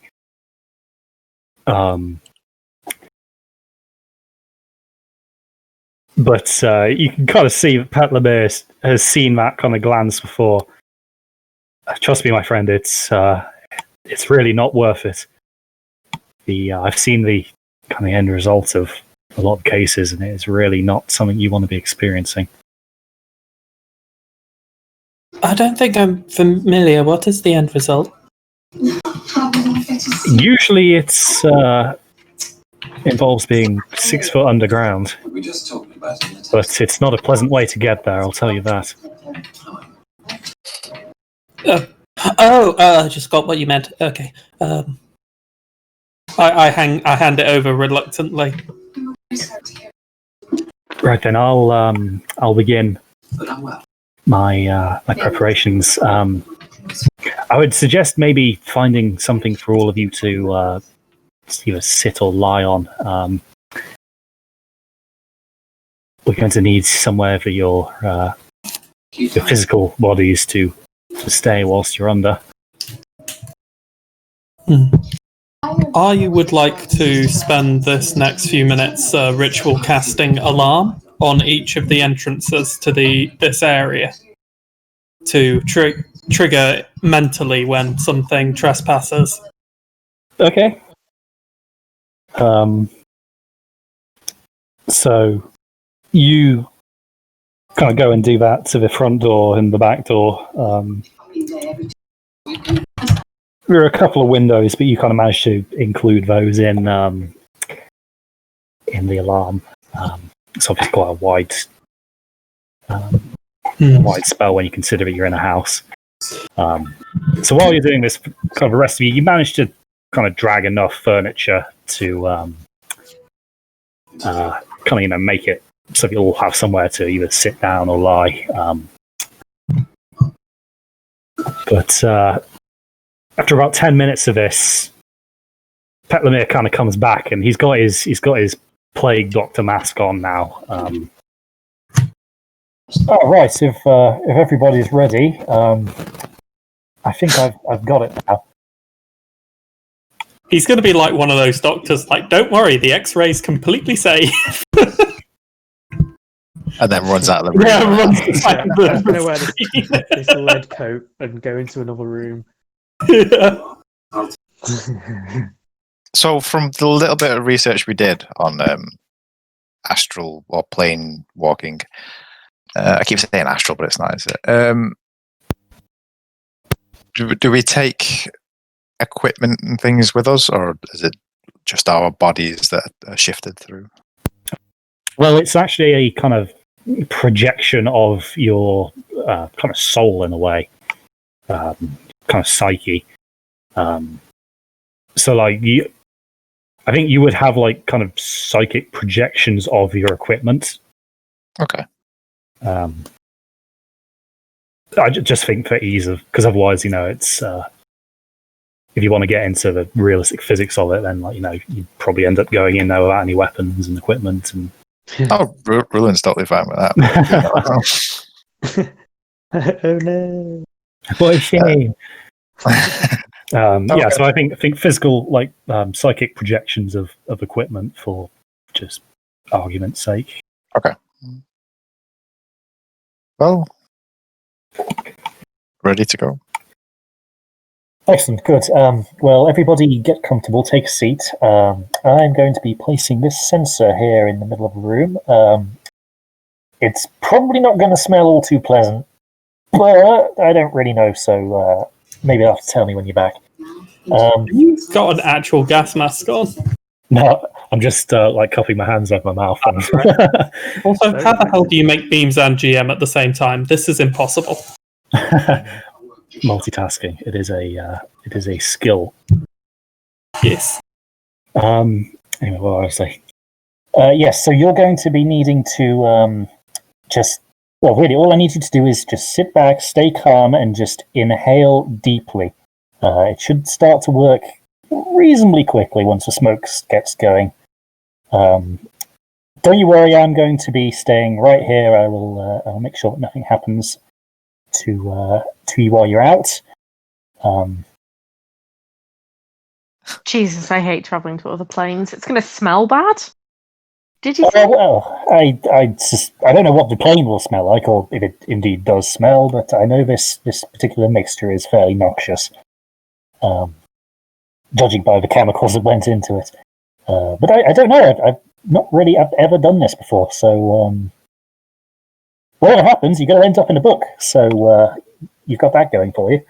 Now, sit tight. And he kind of reaches into his pocket and kind of pulls out a flint and steel and kind of lights a kind of little fire in the bottom of his sensor, into which he pours like a reasonable amount of a very viscous kind of brown liquidy sludge, and he kind of just slams the lid on that. Well, good luck, everybody. And he kind of just leaves the room, kind of closes the door behind him. And you can kind of see that he's actually, from the looks of it, putting some cushions at kind of like the bottom of the door to stop any fumes escaping. So you guys are kind of left just looking at this kind of now smouldering kind of sensor of incense. And the smoke it's giving off is pretty damn pungent. However, Petlamir actually got it wrong. It kind of smells like almonds. It's not a horrifically bad smell, despite what's gone into it. Wait, cyanide smells like almonds. I'm gonna do some kind of alchemist roll. Am I getting poisoned?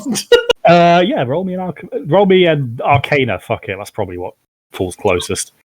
Okay, yeah, sure. That's a +8. Oh. 11. Smells lovely.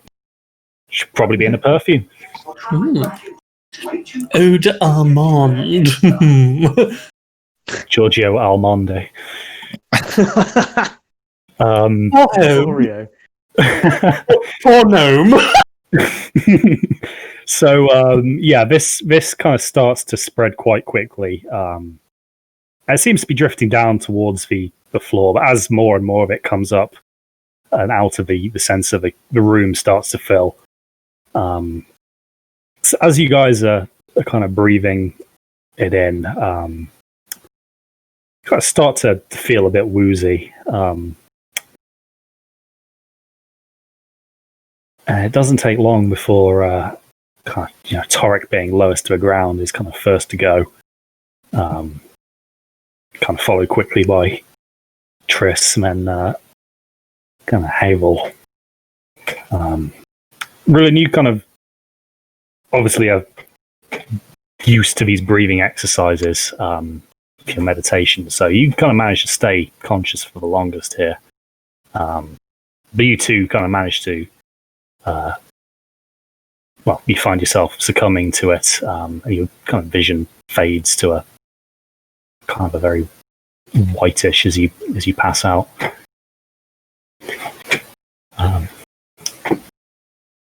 So as you all come to,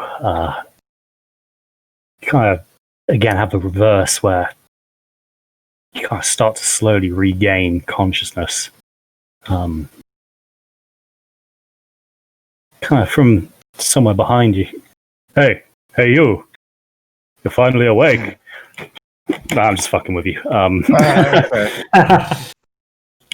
So you guys kind of come to, and your surroundings are something the likes of which you've kind of never really seen before. Kind of, you find yourself stood on a kind of what seems to be a fairly decent sized chunk of rock, but doesn't seem to really be attached to anything. Kind of around you, you can kind of see lots of similar, almost like islands of stone, and kind of a void in between them seems to be a kind of pretty Aurora-esque kind of scape of colours, largely focused around the kind of a purpley blue. You don't know what causes it, but it seems to be just the gaps in between these rocks. Straight away, you can kind of see that there's no real landmass as such that you're on. All these kind of rocky islands seem to be at kind of different altitudes and almost suspended in midair, as if kind of placed there by some whimsical deity. Everyone lucid yet? Hello? Yes, I think. Ah, good. I thought it was just me. Wait, that is really you, right? I think so.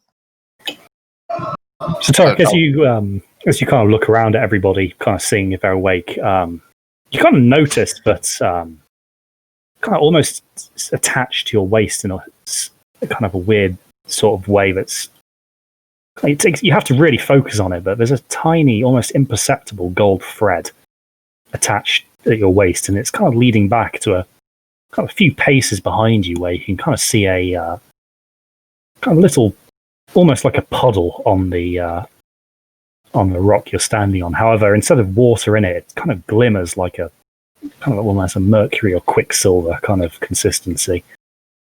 Ooh, I'll peer into the quicksilver. This may be our way out. It is reflective, so you see nothing other than your own face rippling back at you. Ooh, investigate with Arcana. Maybe I can find a way to remove its reflective properties. Roll me an Arcana.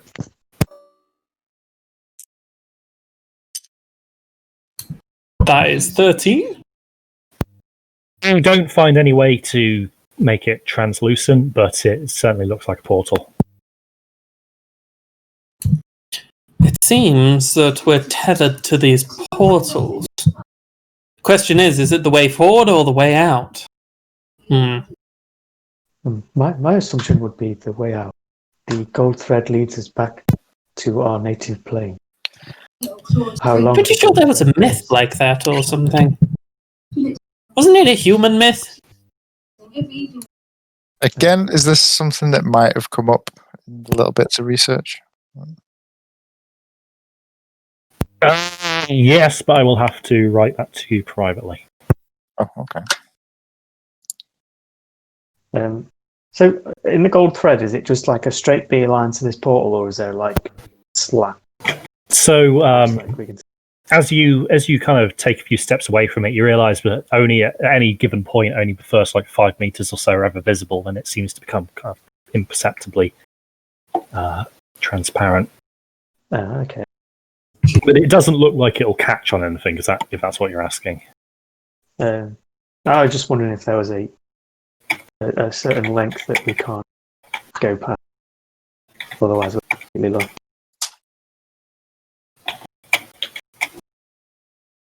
Right, just give me a moment and I'll send Cal his research.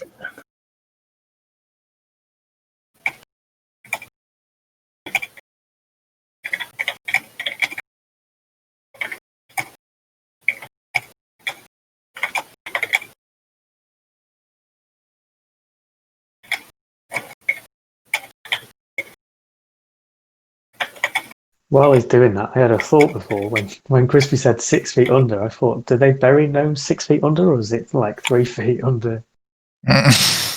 Well, they don't put them like standing upright, do they? So I imagine it's more to keep animals from digging down to, dig Well, I them think up. the reason for a 6-foot grave was because people could dig it, and then it's like the height of the And they grave, could climb out again. and they could climb out.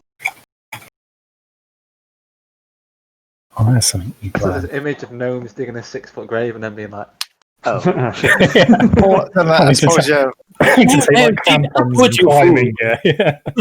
it depends who's digging the grave then, because if Titus digs it, it'll be like 9 feet deep. Yeah. Whereas if Torek dug Titus's grave, it'd be a bit shallow. I like that though. You got my noggin jogging.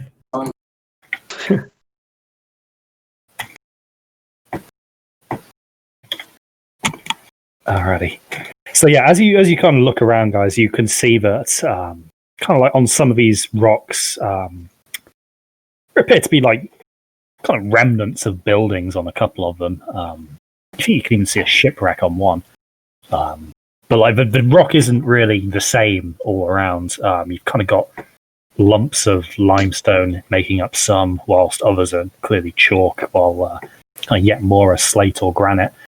There's really no one kind of base material here.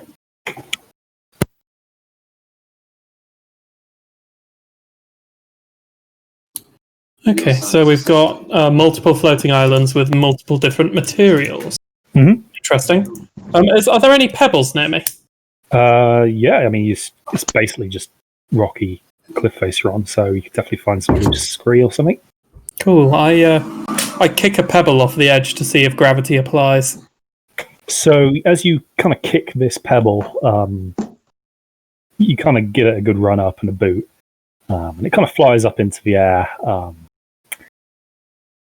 And it seems that gravity isn't really affecting it too strongly at the moment. It does arc ever so slightly downwards, but it goes kind of off the edge.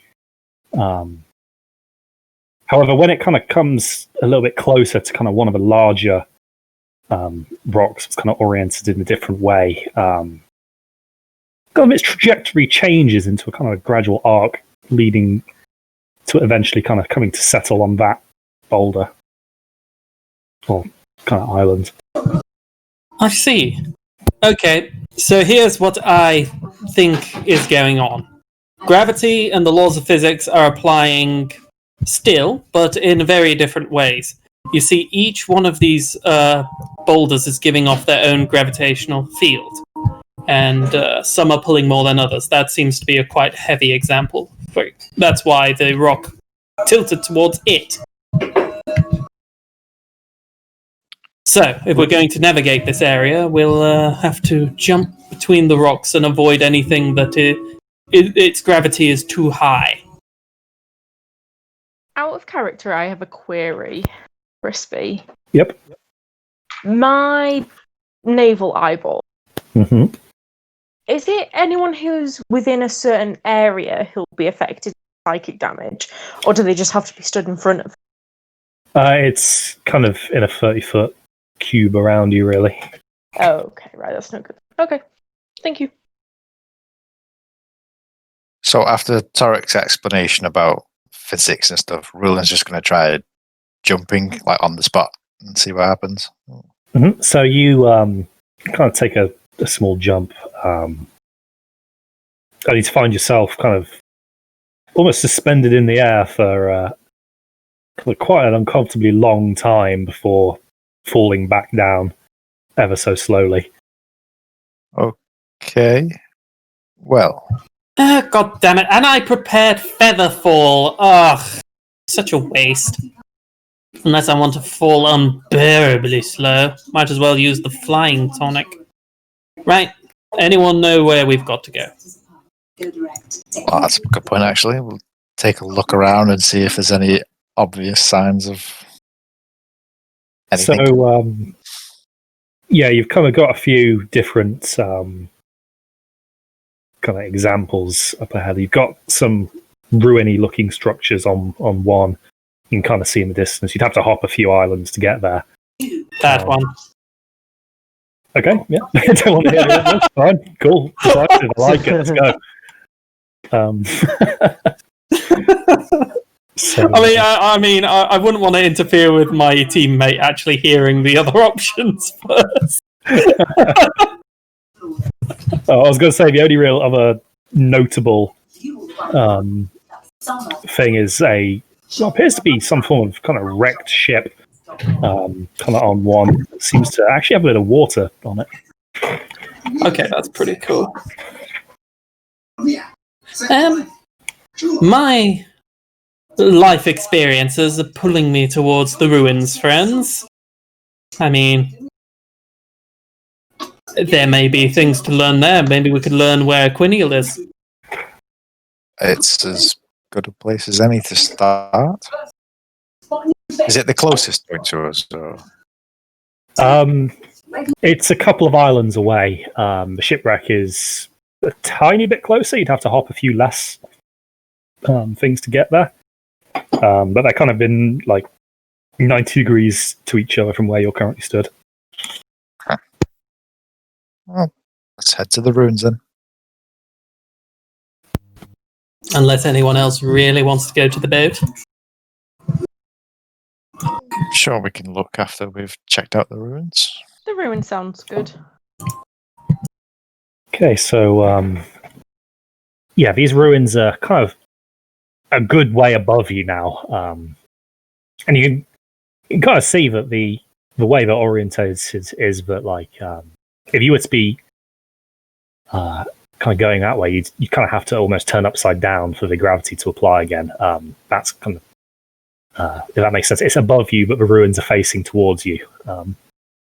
So you can kind of plot a route there by a couple of the smaller islands. You reckon it wouldn't be too far of a jump with those stops in. So who's leading the way?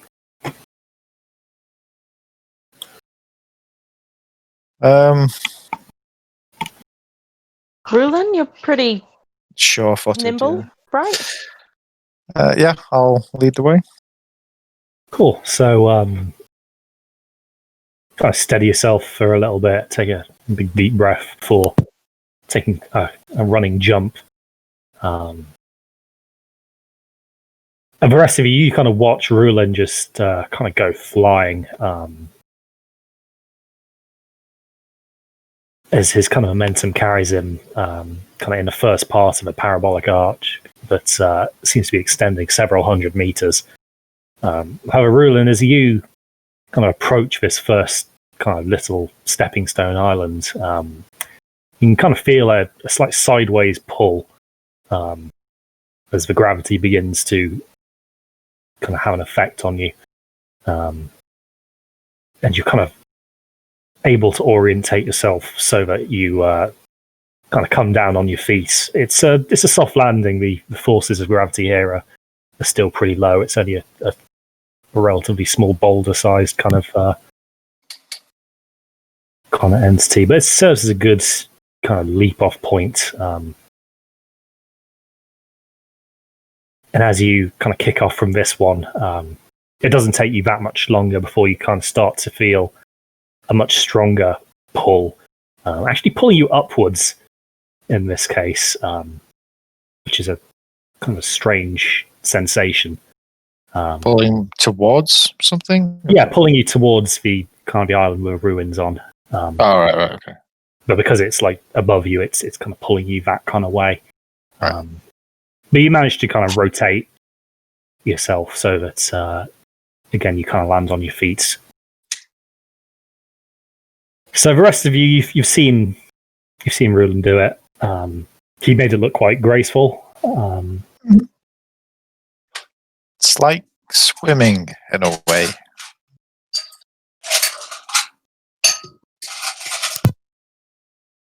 Yendon will give it a go now. Sure. So Yendon, you kind of take the same approach and kind of leap the same island that Rulin did, and you kind of make it across in the same way. And kind of one after the other, the rest of you also managed to cross this gap.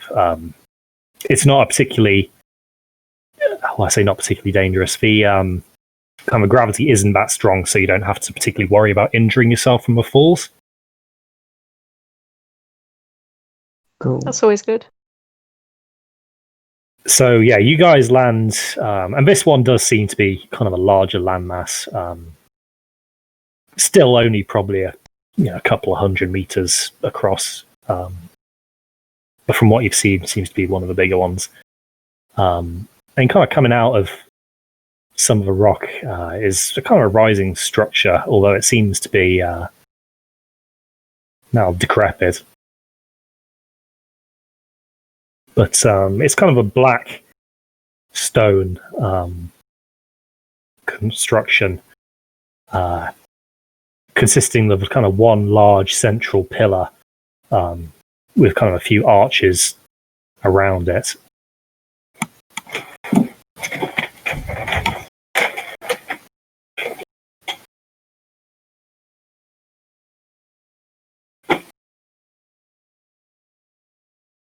Tarek, this would be your area of expertise, I suppose.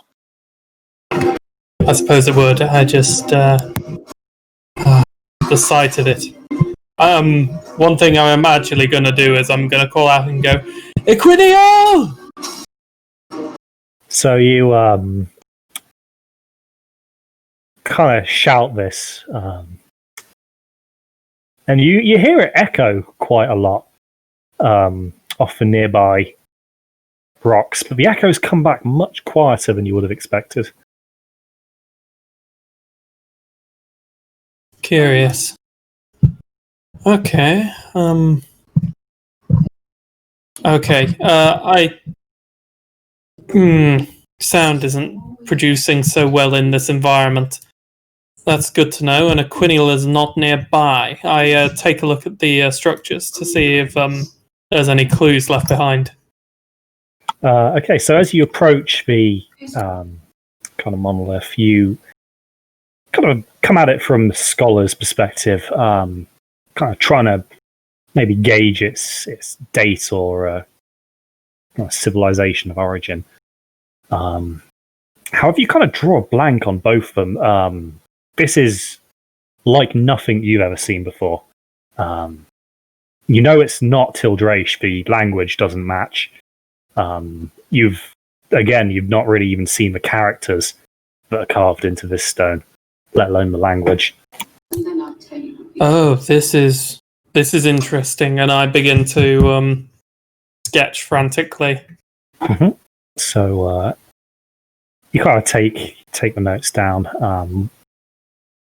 Whatever it is, it looks to have been important to someone at some time. There's clearly been effort put into making it. And there's a lot of kind of writing up the sides of this.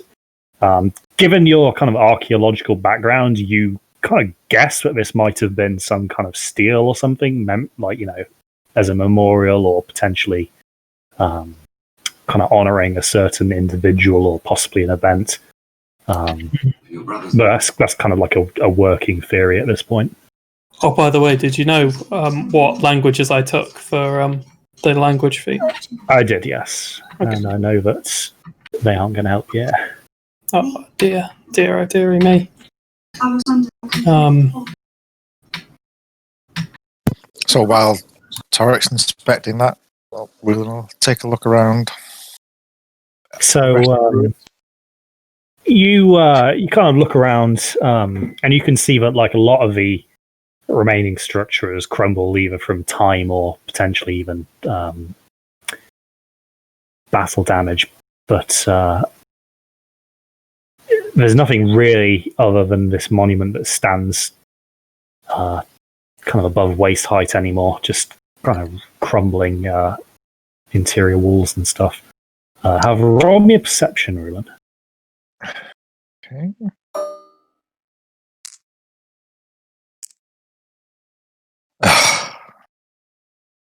Yeah, it's not really looking good. There's just crumbled ruins everywhere you can see. That's one more to the tally. The first island that we're on, how far away is it from the ruins? You would guess probably about 400 meters.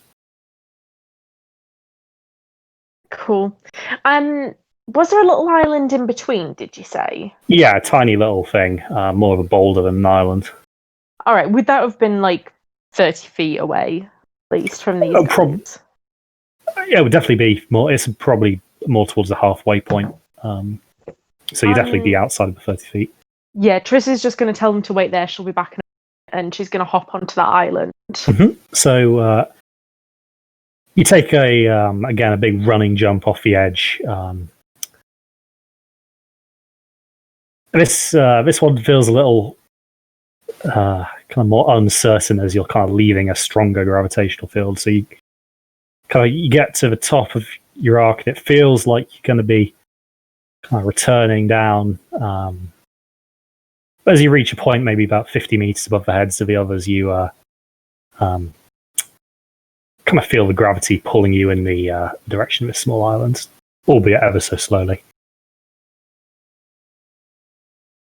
Enjoy the ride. It's definitely an experience, yeah. Is there anything else I can see from that vantage point? Roll me a perception.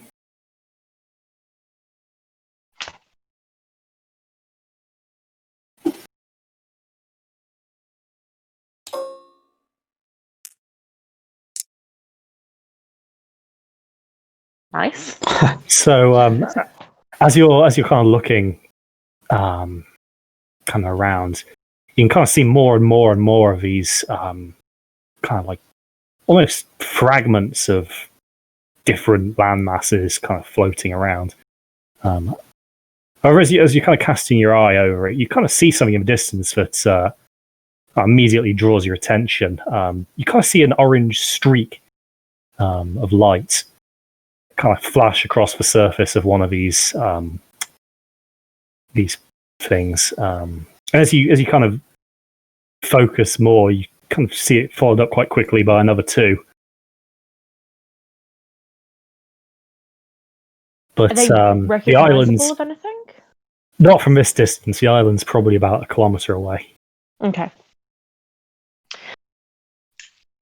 When I get down onto the little island, I'm gonna get some belly button eyeball going. So as you kind of raise the t-shirt, kind of look down. The eye doesn't seem to be with you. Okay. Well, I guess I'll head back and join everyone.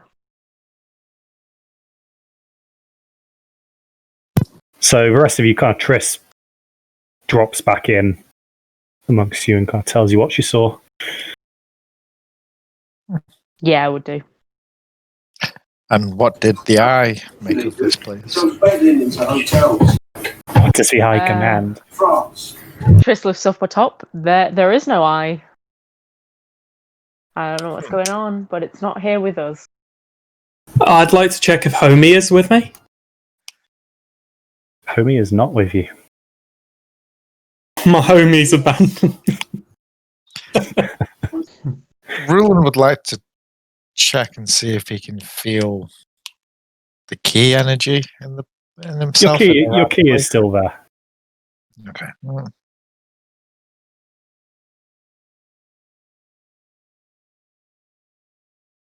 You definitely still have that energy with you. Okay. So, can you feel Rantagoth's presence? Crispy? Can I feel him? Well, feeling him is not really something you are ever really consciously aware of. Even when you're kind of on the normal real world plane, the only times you're ever really sure he's there is when you're using his powers. Could I try produce flame just to see whether I can still use my magic? Mm-hmm. So you kind of hold up your palm, and sure enough, a kind of slightly green tinged flame appears. Well, I don't know whether he's here or not, but the important thing is I can still do some magic at least. So maybe while we're here, he can't see what you're doing. Seems possible. I assume if we're in a different plane of existence, perhaps he just doesn't have access here, but it doesn't really explain why powers. But I don't know. It's a bit of a blessing, I suppose. I can still do that. So without him being able to witness you, now could be a good time to discuss how we're going to get rid of that thing from your belly button. That's a good point. If you want to, I assume. I don't know. It's had its uses. I don't really know that I have any way I can get rid of it, though. I think it's a little bit beyond my abilities, any of our abilities. I definitely think we should look into finding someone who may know more about Rantigoth and not some street witch, but an actual academic, perhaps. I don't know. She definitely did know something, but I don't think I could be the one to research it. I think it would have to be somebody else. I can't imagine me trying to get myself rid of him would please him. No, but I don't trust that that he has your best interest in mind. Well, he hasn't done anything to harm you, has he? I don't know. That belly button did give me a bit of a fright, and then he pulled me into the book, and I don't know. But he's given me some pretty great powers. We're talking about a life form that we don't know anything about. They're probably not used to our customs. I, for one, welcome our tentacle overlord.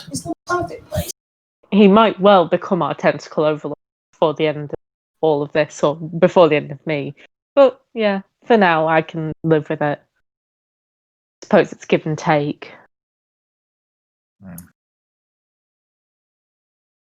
Plus, all he has to do was watch. Well, that's it. For now, it seems all he really wants of you is to witness things. He's not asked you to do anything, has he? Other than that, he's not asking you to sacrifice anyone, is he? Not yet, at least. Okay. Well, let's. Well, there's nothing much more we can do here anyway. So, shall we head over to the ship and then maybe further onto this island you've seen? Yeah. Torek, did you say you're having some issues with those languages? Yes, it's in a script I've never seen before. Maybe since we're in a dream dimension of some sort, that this is something that hasn't yet been documented. Oh boy, and I double check my notes and stuff to make sure I've, been the first to record this thoroughly. Could I go over and have a look at those languages? Sure. So, are they anything I recognise? Nothing that you've seen. These are just wholly unfamiliar markings to you. Okay, could I cast the ritual comprehend languages on it then? Okay, so you kind of take the time to kind of prepare the ritual. Kind of Torek is clearly very interested in figuring it out. So he kind of pesters you a little bit, slows it down, but not by much. But after a while, it kind of comes back to you. You don't really kind of get it, but you don't really need to. Results are what matter. But you find yourself kind of reading what is effectively a kind of an obituary of either a king or an emperor or a chieftain of some description. but it kind of details the kind of many glories of somebody named Naldon. And kind of from the context, you can kind of see a few kind of place names and descriptions of stuff, but none of it matches up with any map you're familiar with.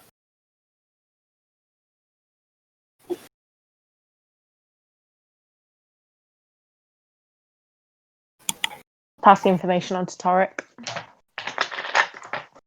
So this place is a tomb. Very interesting. Okay. Well, there may be entire civilizations that could live in these kinds of places. We Perhaps could be looking at ancient ruins of another race. some kind of dream race. Yes, they don't seem to inhabit this place anymore. What was the obituary you read? A king or a god, right? A king or an emperor, some kind of a leader of some description. You didn't catch the title. Okay. Well, I don't know about all of you, but I feel that finding the cadaver of the said emperor might lead us somewhere. Do we know whether we have any time constraints while we're in the plane here? Petlamir didn't mention anything about time effects before he went under. Largely because he didn't know. He's never done this before. Probably should have eaten and drunk before going in. Oh, and what if we went to the toilet when we're gone? Oh, God. We'll deal with that when we're back. So, we can either investigate these ruins deeper and try and find the Emperor's cadaver, or, I mean, there is the ship over there. That seems like it's kind of important. I think I don't think- go check out the ship. Yeah, I don't think we should get too sidetracked looking for something that may not even be here. Let's head over to the ship, I'd say. But if it wasn't here, why would this be here? Do you think that this may have been put up to distract us? I don't think anyone really could have planned on us coming here in quite this way. And this place looks ancient. No, Indeed. I wouldn't think so. Well, I also don't think we know enough about anything here to make any guesses. well, that's kind of the point of realities in between realities. Things don't apply that they usually do. And, And these ruins may not even be from this place. Indeed. That's why I suggested that it's a possible figment of our imaginations, what we want to see kind of ordeal. Either that or I'm just bullshitting and actually this is a massive discovery. Well, I mean, from the research, again, what little we learned, it's possible that this ruin is actually from our plane and that through some means it was transported here, along with the ship, along with these other rocks, and maybe even people or beings of some sort transported here from other realms. Why don't we push on, have a look at the ship? We can always come back if we think it's worth it, if we think there's enough reason to come back. Agreed. Got some Let's more check out the information. ship then. Why would a ship be here? There is no water. There's water flowing around the ship. Just suspended in the air. Perhaps Rulin is onto something. Let us investigate. Yeah, let's take a look and see if there's anything we can identify. Okay, so the ship, in kind of a similar manner, you'll have to hop a few islands, but you've done it before, so it's not too not too bad. But Rulon, when you kind of land on the island containing the ship, you kind of land in kind of knee height water. But as you kind of fall through it, the splash kind of seems to hang in the air for quite a bit before kind of falling back. It's kind of like watching it in slow motion. But as you kind of get a better look at this ship, you can kind of see that it appears to be kind of cut in half. And this line kind of matches up with where the kind of the edge of a rock of the island matches up. So you've kind of got basically the kind of cross section of the two decks, and then a cliff face directly underneath it, with the water kind of hanging loosely around the vessel by a kind of very kind of minute amount of gravity still in play here. The cut of where the half of the ship is it like a clean cut? Doesn't look it.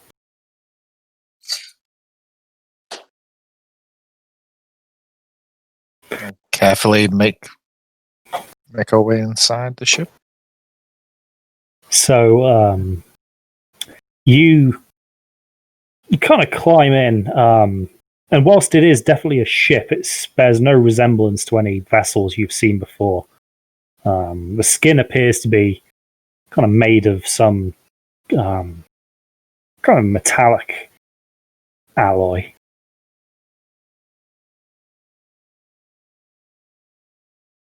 But the kind of the bow of the ship, which is kind of the one that's half that's left, is kind of been almost not wrecked, but kind of propped up against these rocks, and you can see there is still some damage to the front. But as you kind of take a cautious exploration, you can kind of see that the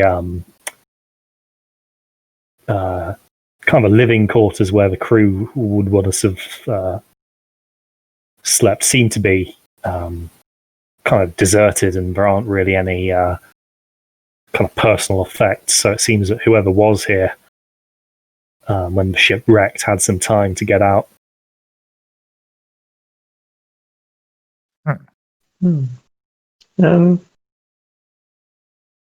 So inside the ship, can I look around to see if there's like some sort of obvious, I don't know, nook where a little artifact would go or something that's now missing, maybe towards the middle of the wreckage? So as you kind of work your way in, a kind of series of passageways and stuff, you kind of don't really find much other than what appears to be a fireplace kind of in the middle with a chimney leading up.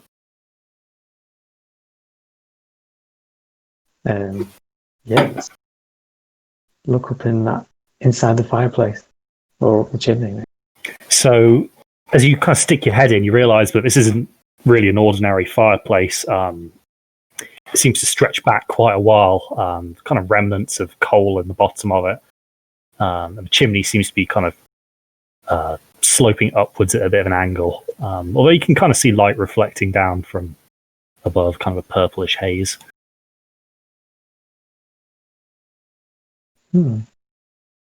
Is it just like regular charcoal, or is this some sort of strange? So, kind of to the feel and by the looks of it, it looks to be coal. And the slope of the chimney, is it like almost vertical, or is it like traversable sort of?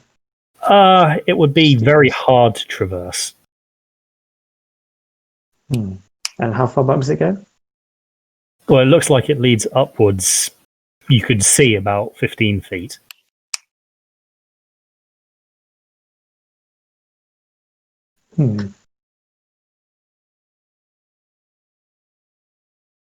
Could I? Hold on.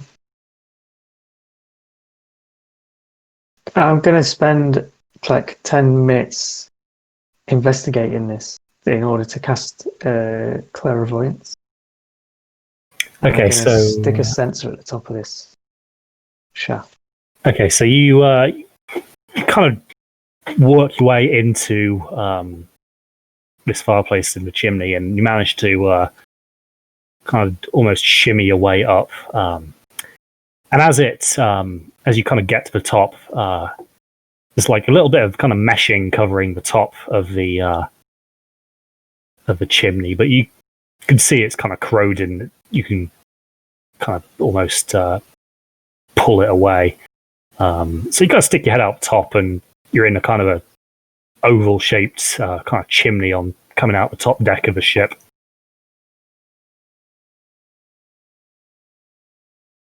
Okay, so I can just see like the ship around, basically. Yeah, so you now basically have a look down onto kind of the deck below, and there's kind of a bit of superstructure in front of this chimney with what appears to be the wheelhouse.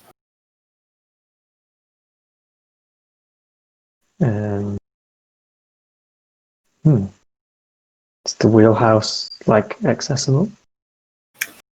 It looks like there's kind of ladders leading up to it from the deck, probably not from the chimney without. Okay. Although that being said, the gravity is such that you probably wouldn't do much harm jumping. Yeah. You know what? Let's jump across. Cool. So you kind of pull yourself out of this chimney and kind of leap down. Takes you about a minute to fall, but kind of you land and you can kind of see that there's a kind of a large central ship's wheel kind of taking up the middle of this bridge house. You can kind of see on the back part of the bridge there's a chart table with a few kind of rolled up charts still on it.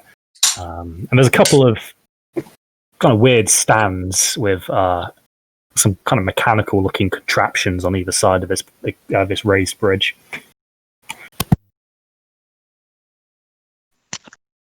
I'd like to look at a couple of the charts to see if anything is maybe familiar or points to where, like, what sort of plane this. So sure, as you kind of spread one of them out, you can kind of see that it's definitely not the world map you're familiar with. It seems to be a kind of a picture of kind of a realm kind of dominated by kind of two large stretches of ocean with kind of large land masses in between them, one of which is reasonably snaky. And then a few kind of islands and archipelagos dotted around the outer bits. Yeah, I'm going to take one of these so other party members can see it. Sure. And then these two strange machine or devices. I'll have a little look at one of them. I'm assuming they're the same sort of thing. So they look the same on kind of either side. And as you kind of look at one of them, it seems to be it seems to be mounted on a gimbal.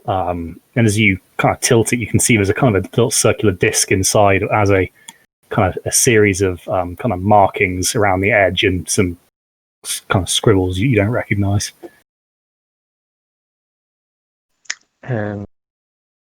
Is it removable, the disc?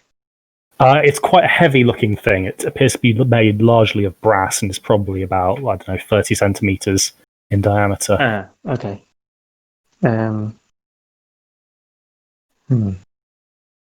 So I think I'll try and head back to the party now and then let them know what I found. Well, so you guys,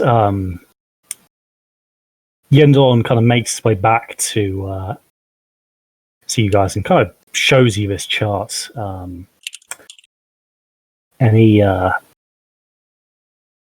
of lays it down on the floor to have a look at. And it looks like you've never seen these land masses before. It's a completely different world map to ones you've seen in kind of Mage's writings. I'll link you an image in the chat. Ooh, Ha! That looks familiar. does it? That's crazy.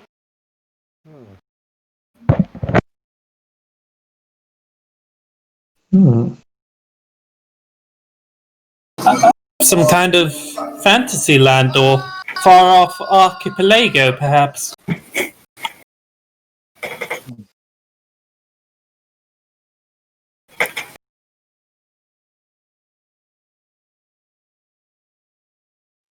Ooh, I've got an idea. Hmm. I'd like to go to the ship and try and get a sample of the water and come back. Okay, so you kind of reach down, kind of take out a vial from your alchemy kit and kind of bottle up a kind of a vial of this stuff. I'm gonna taste a bit. If my hypothesis is correct, this is seawater. So you kind of put it to your tongue and kind of detect the familiar tang of salt water. Yeah. Looks like if we get stuck here that we're in some troubles. No drinking water. Also, this is salt water, so it seems that this ship may have been pulled into this reality along with the surrounding water.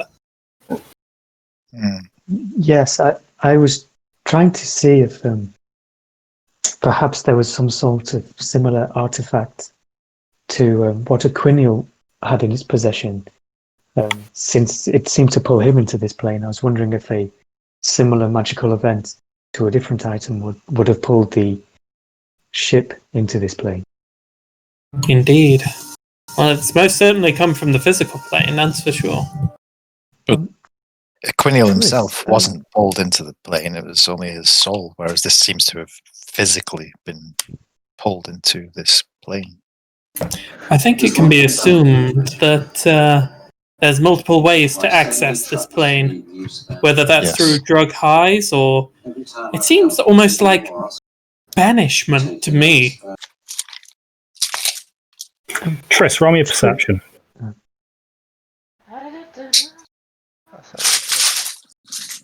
Why it's not. Never good.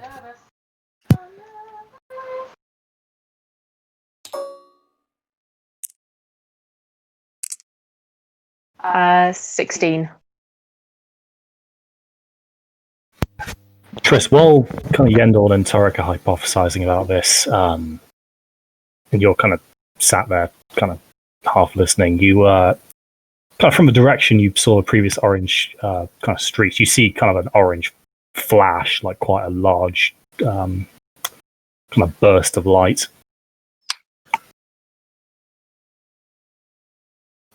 How far away? It's probably still the best part of a kilometre.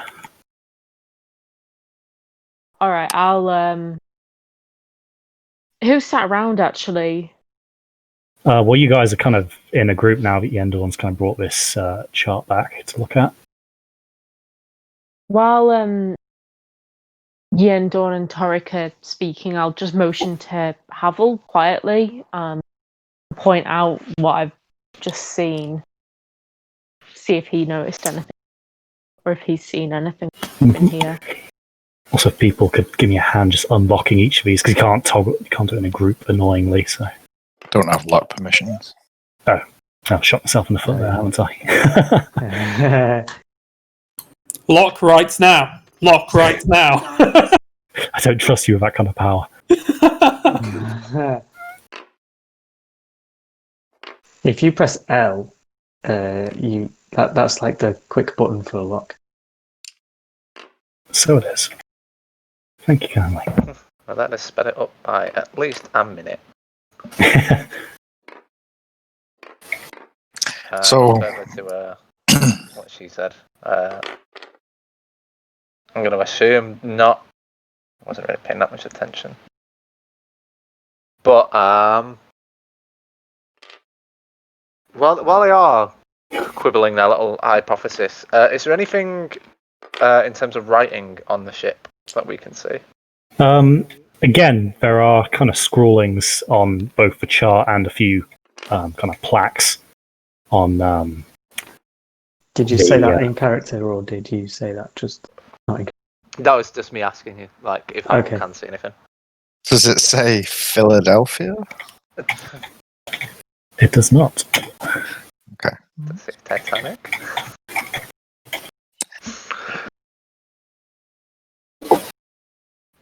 Well, so I assume Triss has just explained to everyone that she's seen that. Sorry.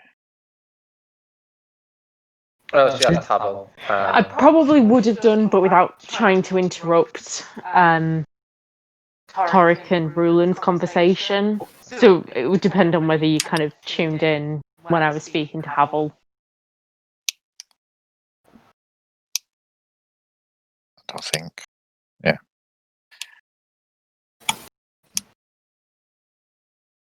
Well, if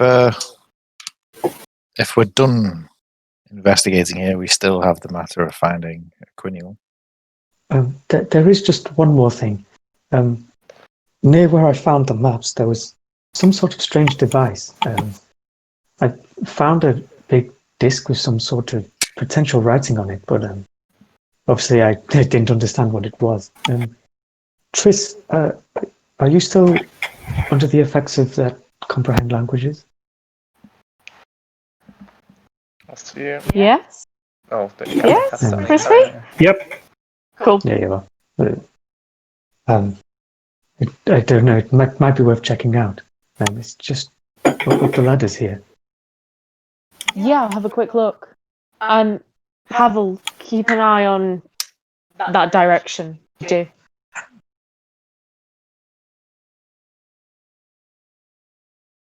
So you guys kind of make your way up to this wheelhouse. Triss, as you kind of get up there, you can kind of see that there's a large plaque with kind of brass lettering on it, and as you kind of watch the kind of markings kind of almost twist to form a legible word in front of your eyes, and it just says Hardy. Does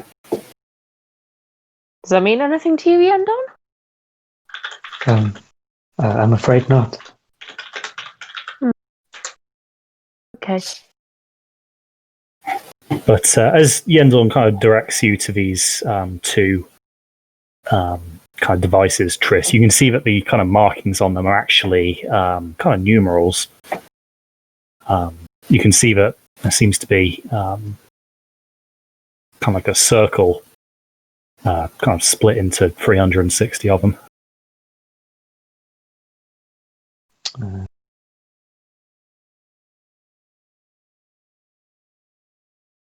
Is it some kind of calendar or something? Timer? Out of character, maybe a compass. Degrees? In character, I don't know. I don't know. But I guess we could always cast Identify on it. Would we know what a compass or something of that ilk would look like? You would be familiar with kind of fairly basic handheld ones. Okay, would this look like a handheld compass in any respect? Probably similar enough for you to kind of have a rough idea. Okay. And could it look like it's a directional tool of some kind? Correct. Judging by its presence on the bridge of a ship, it wouldn't be too far a leap of logic to draw that conclusion. Okay. Now, the question is it pointing in a direction? Well, that's an interesting thing. It seems that each one on either side of the bridge are pointing at different directions.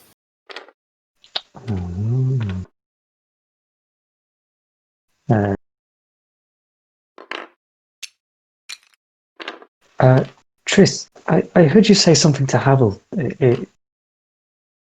looking out in a certain direction. It doesn't happen to be one of the ways that these are pointing, is it? Crispy? It does. Oh, interesting. Can we take one of these with us? It's attached by a kind of a steel pillar. You don't know how long it would take you to get through that. Not worth it then. Yeah, I don't know. I'm a bit nervous about those orange flashes.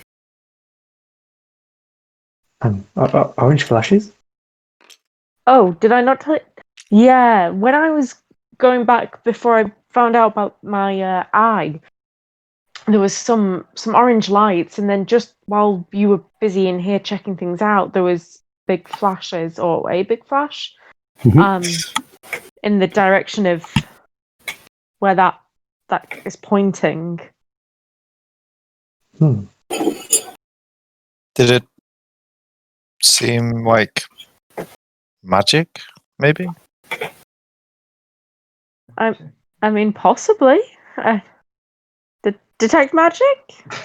A bit far away. Magic. I'm assuming everything is kind of a little bit magical here, so I haven't even bothered. It's a I little mean, bit messing the readings that. Could be Well, like Christmas lights. Yes, it could be something trying to get our attention. It may be worth remembering which way this other one is pointing, and then head towards that orange light.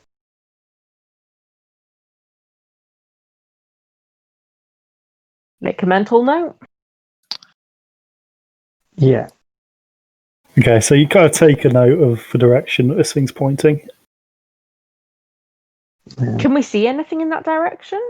As far as you can see, it's just floating rocks. Okay. Start making our way towards the island. The flashing lights. Mm-hmm. Yeah. So, yeah, this one's a little further away, so you've kind of got to take a bit more time to kind of navigate it. But you kind of do get there, and as you kind of draw closer, you can kind of see a few more of these flashes, and it definitely does start to look like magic. And by the time you kind of draw kind of to only a few islands away, you can see kind of a few kind of winged creatures buzzing around that seem to be kind of the targets of this kind of orange flashes. You can see there's some kind of structures up ahead. So you guys kind of leap down onto kind of one of them. And as you touch down, you can kind of see up ahead. Quinial seems to be like fighting, tooth and nail against some things that are attacking him. Everybody roll initiative.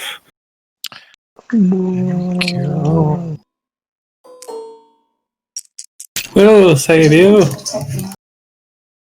Nice. Ooh, pretty. Shit roll to Jason, let's do it. Yeah. Where's my thing? Oh no! Fucking knew it. All the way down here with ruling. Get out of here, Todd.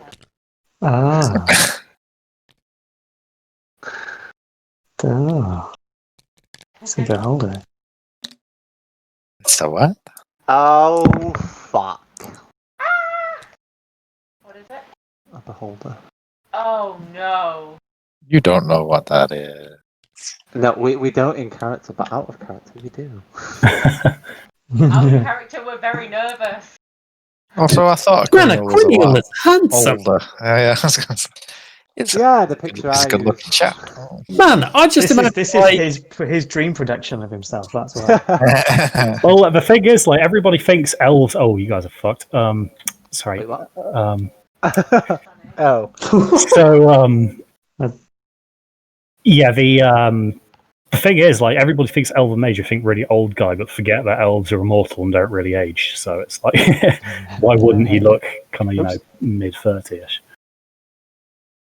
Well, for an all-powerful wizard, I guess he's probably got a few more years on him. Okay, so you guys kind of land over on this smaller chunk, Titus is not with you because he is watching your bodies. This is a terrible idea. It's easy to draw, but there's a lot. A lot of detail. But at least it's all straight lines, I guess. So, kind of as you watch, you can kind of see this floating mass of kind of eyes and teeth and tentacles. It's kind of blasting away at Aquinial, but it's obviously not going to ignore the fact that five unknowns have just landed next to it. So it's going to kind of continue attacking Aquinial, but it's also going to kind of send a cursory couple of eye rays in your direction. So he's going to get one, and Rulin and Havel being closest, you're each going to get one. So this is where it gets a bit unpredictable because I have to roll for these. So his one against Aquinial is going to be a 6, a telekinetic ray. So he has to succeed DC 16 strength. Oh no. So as you watch, you see kind of this thing just blast Aquinial with a ray. He kind of stuck his head up to see who just landed there, and that was kind of his undoing. And the beholder just slams him back into this kind of tower behind him with quite a bit of force. So he's going to take a bit of force damage from that.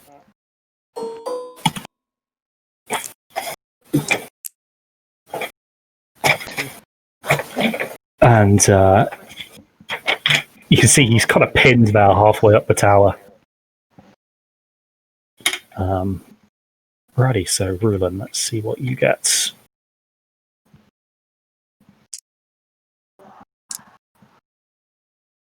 Five, innovation. So I need you to make a DC 16 Constitution saving throw, please. 60. I do like the whole, like, each ray is depicted, like each roll is a completely different ray. Yeah. That's a fail. Okay, so kind of not really expecting this thing to be magic, let alone have that kind of range. You kind of get hit square on by this, and as much as you try and channel your ki, it's just not enough. And you kind of feel a terrible wave of kind of fatigue almost sweep over, and you're kind of fighting to keep hold of what ki you have. So it's going to be... Where are we?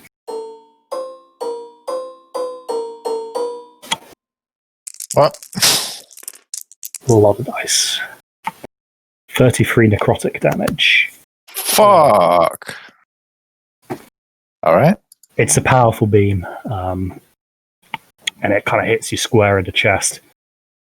Havel, what are you getting today? So I do have to re-roll duplicates, so you can't get hit by two lots. Why isn't that settling? Well, it's a 7, so that is a sleep ray. So I need you to make a DC 16 wisdom saving throw, please, Havel. Oh, fuck me. Oh, that'll do. So you kind of see this thing kind of look at you, and you just close your eyes. The kind of hypnotic power that it was trying to project just doesn't have any effect. Sick. And it is going to float a little bit closer to Aquinial. I should probably point out that kind of this thing's hovering about 10 foot off the ground, and these two are flying at about 20. I don't have anything to kind of prop under it to make it 3D, unfortunately. That is one of the drawbacks of tabletop sim. Or at least if there is a way, I don't know what it is. But that is his go. So Yendorn, you're up. Oh my god, what do I do here? Right, so quick question before we do anything. Is movement different in this plane? in the sense that you can kind of jump significantly further, but Okay. still, But kind like 30 foot of movement is still 30 foot. yeah, it's still 30-foot movement. And say so, for instance, if you wanted to jump the gap, you could do it. But we basically say it as moving normally, only like you'd be airborne. If you ended your movement and kind of ran out middle, you'd just be airborne for okay. for duration, because it's obviously a slower jump. Right, so I'm going to move 5, 10, 15, 20, 30. I'm just going to move onto the bridge. Mm-hmm.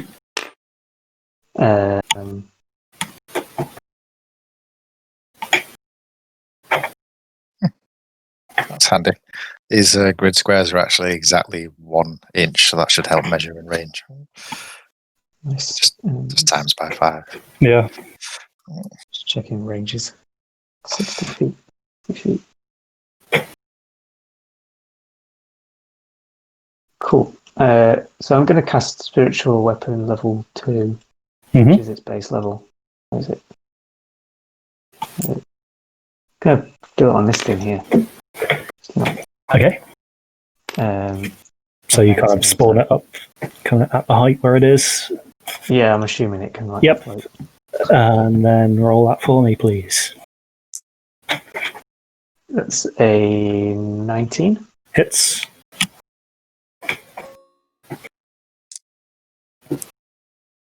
And that is, well, that's a 7. 7. Okay, so kind of hit this thing, and it seems to have a bit of a carapace on it, so the mace doesn't seem to do any catastrophic damage. And as my action, I won't have my weapons out yet. I'll take. Well, drawing a weapon is a free action. It's only if you're changing weapons. So it's, yeah. Okay. Yeah, I'll draw and I'll shoot the crossbow at this same target. Roll up, please. It's a good shot. Nice. Quick draw. Let me check. Because I've got an extra plus to it now because I'm level 10.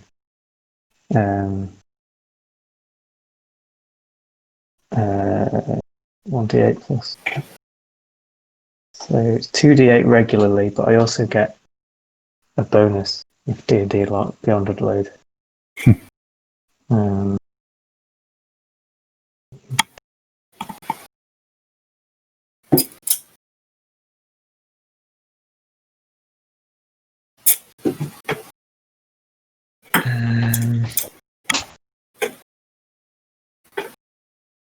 Shouldn't even.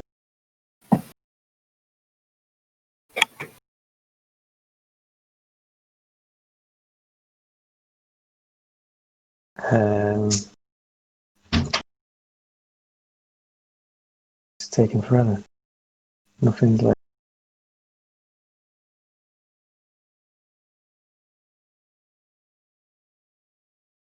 I get the feeling it's an extra D8 on my attack. Well, I'm willing to take your word for it. So I'm assuming that would be doubled as well, right? It's only the actual weapon damage rather than any modifiers for crits. Oh, okay. So as long as it's weapon related, not a modifier, then. Yeah. So it's Divine Strike. Here we go.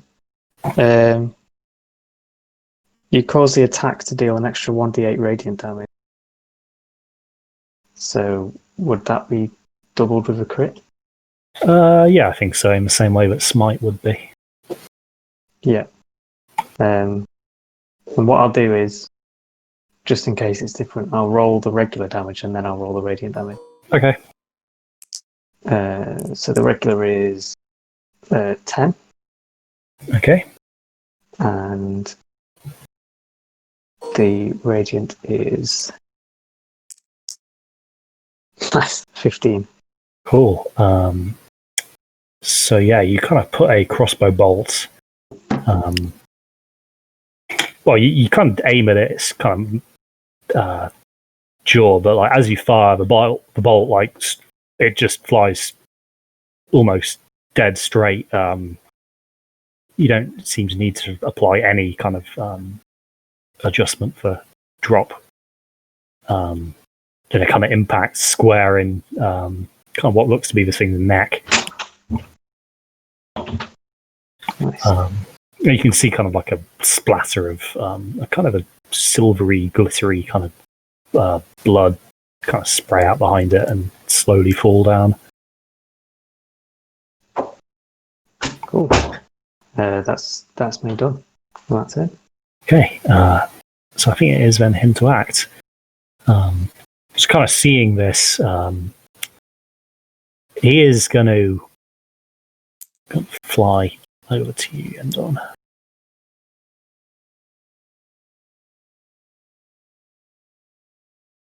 And he's kind of dive down and kind of lash out at you with his claws. So he's going to make 2 attacks.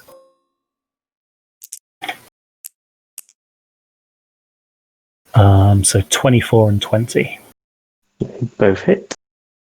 And that is going to be...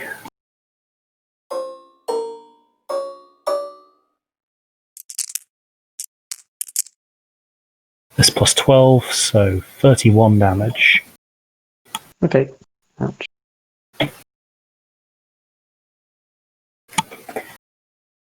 So, kind of almost directly from above you, kind of makes it very hard to defend. But this thing kind of comes down with about 3-inch long and razor sharp talons, and kind of just rakes them kind of down, kind of your upper torso.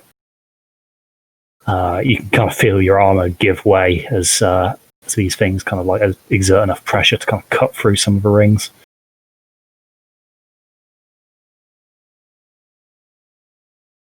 Triss, you're up. All right, I'm gonna start with I'm gonna go both shots of Eldritch Blast for the boulder. Okay. That could have been better. Definitely could have been better. Rolls though. So the first one, 16 and then bad. the first one kind of goes a little bit, but kind of misses. The second one, you kind of fire it and travels about 10 yards and then just fizzles out.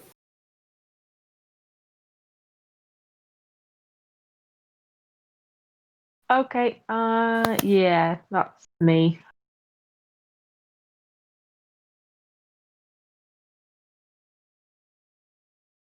Oh shit! Sorry, I completely forgot. Yendel, I need to make a Constitution saving throw, please. This is you should have forgotten. Check. That's a +4. So let me see how this goes.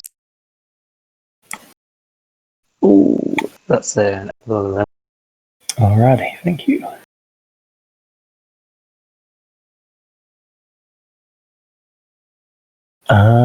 Rulon, you're up.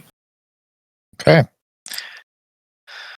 Well, that was a pretty savage attack that you just took right there. So, it's gonna run on over here and help out Yendong because he seems like he's in a bit of bother.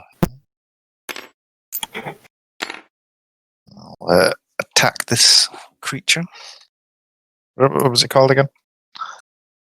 Well, you don't. There's never really a name thrown out.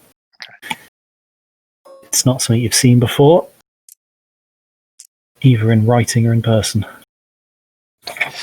21. Hits.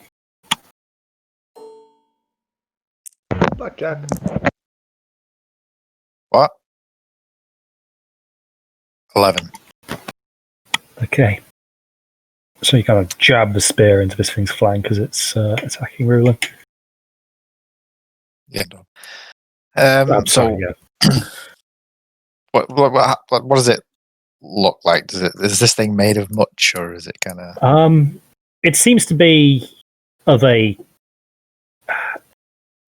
It's hard to really quantify it. It's held together in a kind of a form like this, but the material itself seems to be kind of more ethereal. Okay.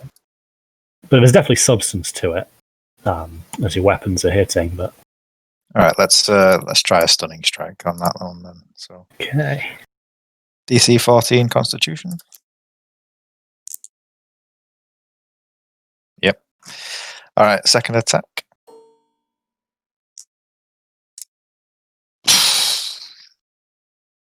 so as your kind of spear penetrates this thing, it kind of back kicks you with a claw, so it's going to make an attack. Which is going to hit. So that is going to be.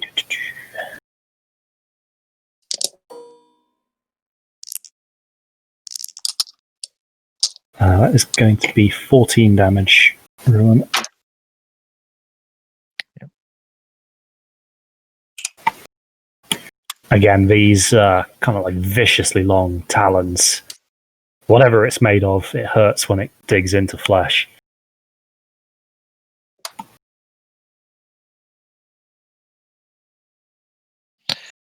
Right. Fuck it. Flurry of blows. Mhm. Just make them both together. So that's a 16 and a 25. One hit, one miss. Okay.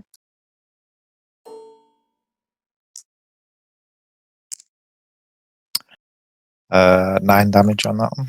Okay. So you kind of respond with a kind of upwards kind of jab to this thing's head. And you manage to connect that. Okay. And Kind of feels almost squishy to the touch. and I'll force it to not be able to take a reaction. Okay. And that was one second. So I've still got, was it 5, 10, 15? I've got a few feet of movement left. So I'll see if I can get into cover behind this fountain. Okay, From, yeah, so from cover from the beholder. yeah. So you kind of duck down behind the kind of broken remnants of this kind of water feature. Cool. Torque and Havel get to decide who goes. You go, Havel. Okie dokie. Bum, bum, bum, bum, bum, bum, bum, bum. Okay, so you said because of the lower gravity, jumping just passes as movement at the moment. Yeah, so like you could if you So if I wanted want to to, like, basically move. stroll over to here, or Yeah, so once you get to this one, that would be yeah. kind of like a thingy. So 5, 10, 15, 20, 25, yeah. So I'll pop myself here. So they're kind of ethereal. So because, we kind of brought the things we've got with us, like, like into the world. This is kind of a mechanics question. So like my iridium arrows, obviously they do a bit of, same. burst damage and stuff. Would it be the same thing here? Yeah, in terms of like ammo expenditure and stuff, we'll just count it as normal to Yeah, I just wanted to just simplify things. Yeah. Yeah, we're still active here. Mhm. Yeah. Okay. Because we're in a crazy plane, and these are all looking like ethereal motherfuckers. I want to use iridium arrows. Okay. My shots. And I'm gonna make 2 shots at number 2.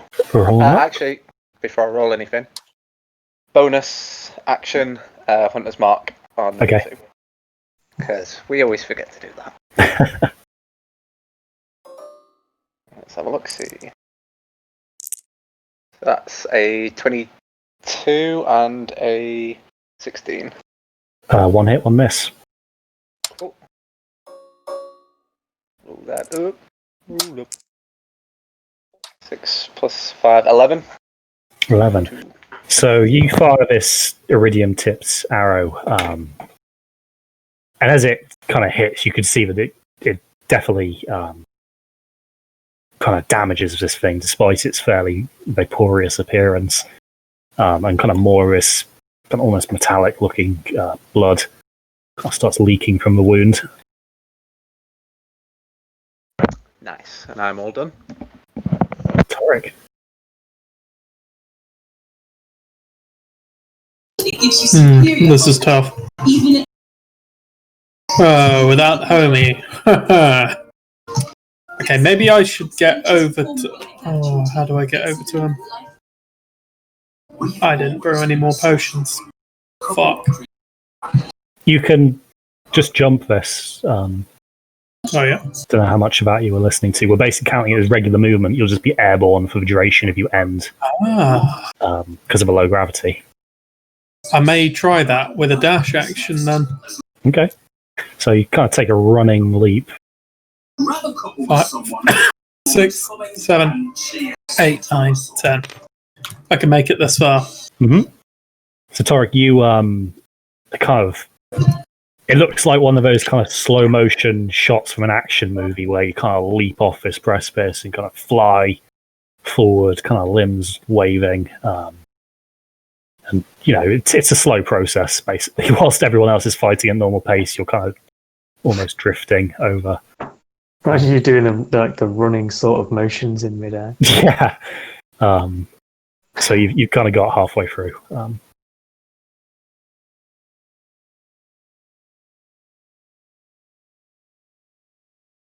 Sick. I don't have any other plans. Okay. Oh, actually, bonus action, right? Yeah. I'll fire a healing dart at a Quinneal and hope that the recoil doesn't blow me back. So roll that up, please.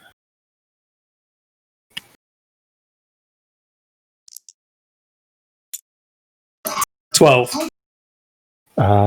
12. Let me add that. So you kind of fire this bolt, and as it kind of goes, the recoil doesn't seem to be enough. You've got enough momentum, but it's it doesn't send you back to whence you came.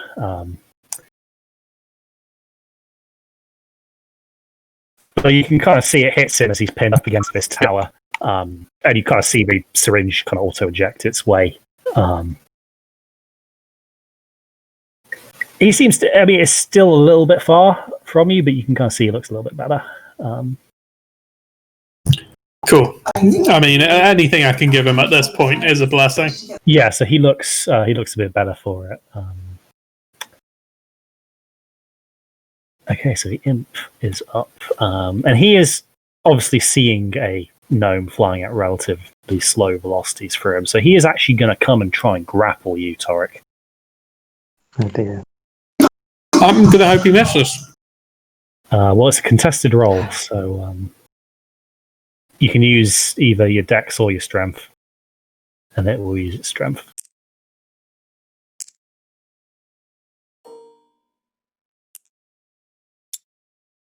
Oh dear. So as you're heroically flying through the air, this thing just kind of dips down like a kind of sparrowhawk out of the sun and just like snatches you in its kind of its forearm appendages and kind of just squeezes you. So you are now restrained by this thing, and it just fixes you with a very, very toothy grin. However, that is its turn. So, actually, no, it isn't. It's going to drag you off whilst you're grappled. Oh, good. I was wondering if you forgot about that. It's gonna carry you off. So, Triss, to your horror, you just see Torek's kind of leap of athletic prowess just interrupted as this thing swoops down and just like snatches him away.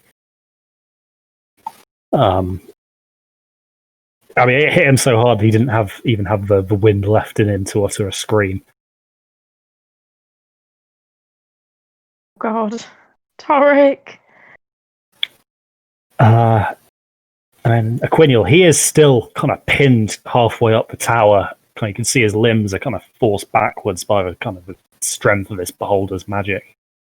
He kind of manages to turn his head and kind of, he sees it's Yula, and you can kind of see there's some surprise in his eyes. But that is his go. The beholder, however, now is starting to take a little more curiosity in what you guys are doing. He's already got Aquiniel in or under his control, so he's going to drift a little bit closer. And because he can kind of tell that Torek's already kind of dealt with, he's going to focus his attacks on Yendorn, Triss, and Havel this time. Just as planned. So, Yendorn, let's see what you're going to get. No. Ooh. I'm going to need you to make a DC 16 dexterity saving throw, please. As that is a disintegration ray. Okay. 16? Mm-hmm. Here we go. No. Yendon, you are hit with full blast of this disintegration ray.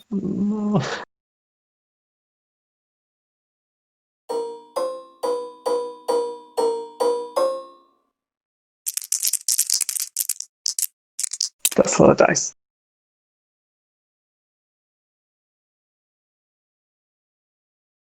Yendon, you feel your limbs go numb. As you look down to your hands, you see your fingertips start to crumple. You have 6 seconds for any last words. Please save Aquiniel. The rest of you watch as Yendorn's form just crumples to ash and is carried away in the solar winds.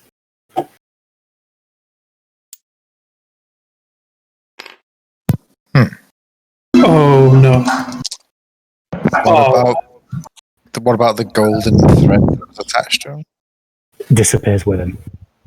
Okay. Chance he could still be alive in the real world. We don't know for sure. Yeah.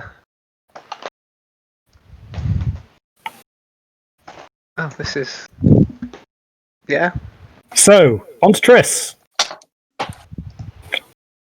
I don't want one of those. Well, you can't have one of those because you can't get duplicates. You got one. You got a death ray? Is there anything I can think of being worse? What do you mean?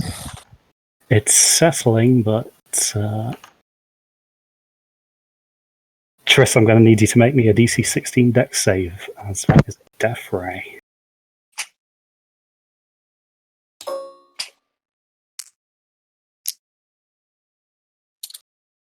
Give me a second.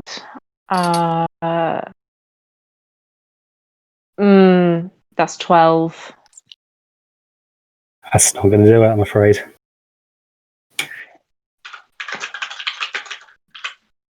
That was another 14 dice. Oh, that's still settling. Huh, 0? That was the D10 to determine what. I mean, we could keep that. Oh. You're okay. Where?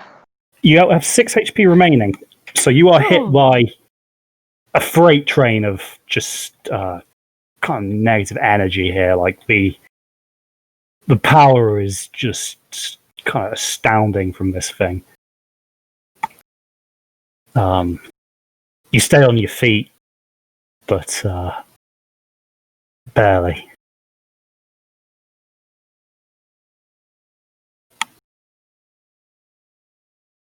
And finally, Havel.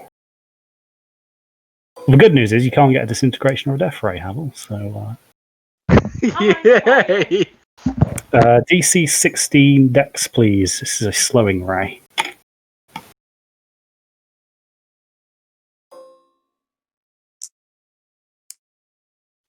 Yeah, Which you that's passed. like 20 summit, yeah. So yeah, you're once again fine. Seems the creature's attention was largely focused on the others. And that is no longer Yendorn's go.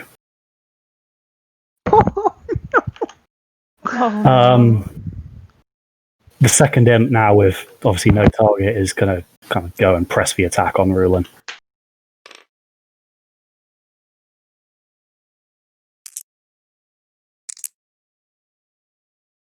So that is going to be a 21 and a crit fail. So tell you what, Rulin, make your attack first, and then I'll let you potentially just get a stunning strike on him to.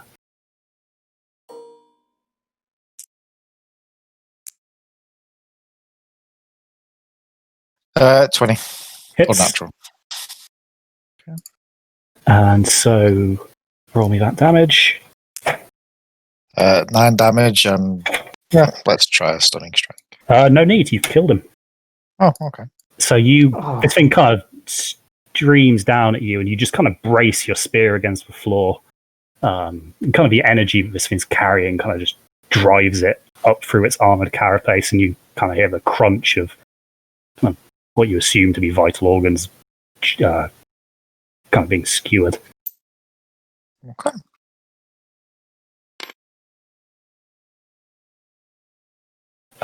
Yep, so that brings a rather abrupt end to his turn. Triss, you're up.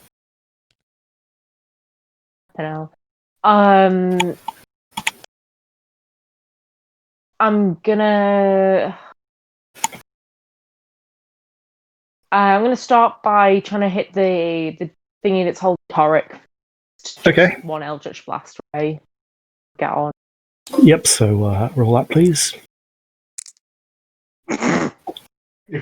Yeah, not very well.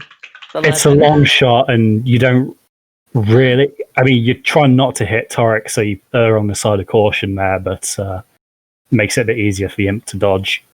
Right, and I'll bless you. Try that again. Same guy. It's 22 this time. That one hits. So roll me the damage, please. Sorry, roll. No. 12. That one is a solid connection. You kind of see it pummel into this creature's back. So let me jot that down. And screw it. Torek, because this thing's just been distracted, roll me a acrobatics, please. +3 to this roll. 11. You try and struggle loose, but the creature quickly realizes what's happening and kind of digs its claws in a bit tighter. Don't hug me that hard, Senpai, please. Rulin. Unless Triss has got anything else she wants to do. Nope. I'm good. See, now, Chaz is definitely going to think that we're bullshit at this point. If we start doing payF to pay respects again. We don't even know for sure yet. Well, yeah. Right, yeah, so was Triss done then, sorry? Shit. You've all done? Yeah, I think so. Yeah, I think so. Okay. So, as an action, I'll do Wholeness of Body and recover 24 HP. Okay. Brings me up to 36. Then I will go 1, 2, 3, 4, 5, 6, 7, 8, 9, 10. Exactly 50 feet gets me right up to the holder. And then I will bonus action dodge. Bonus action dodge, okay. And that's it. Ready. So, Tark and Havel. I don't know. Do you want to go first, Torek, with you being in more danger? Is he even here? Oh, that answers that question. I will go first then. Yep. So let me just have a look. 5, 10. This. Oh, sorry. 5, 10, 15, 20, 25, 30. Yeah, so we could just about get there, couldn't I? Just on the edge. Wait, let me make sure my maths is right. 6, yeah. Okay, so I'm gonna leap over here. Mm-hmm. And yeah, that's a bit better of a vantage point. While Ruland's got the beholder all busy. Yep. Being annoyed after what happened. Oh, sorry, did not mispress that. After seeing the horror that's happened, Iridium Arrow's straight at the beholder. But before I do that, bonus action to switch Hunter's Mark over to the beholder as well. Okay. So take shots.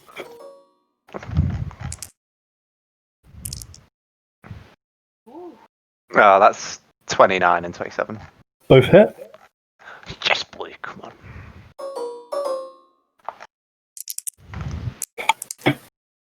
Plus 10, 23. 23 damage. So you kind of see these arrows both lodge firmly in this thing's flesh, and it kind of recoils a little bit. Clearly wasn't, focused on you with Ruland getting so close. Yeah, and that is me.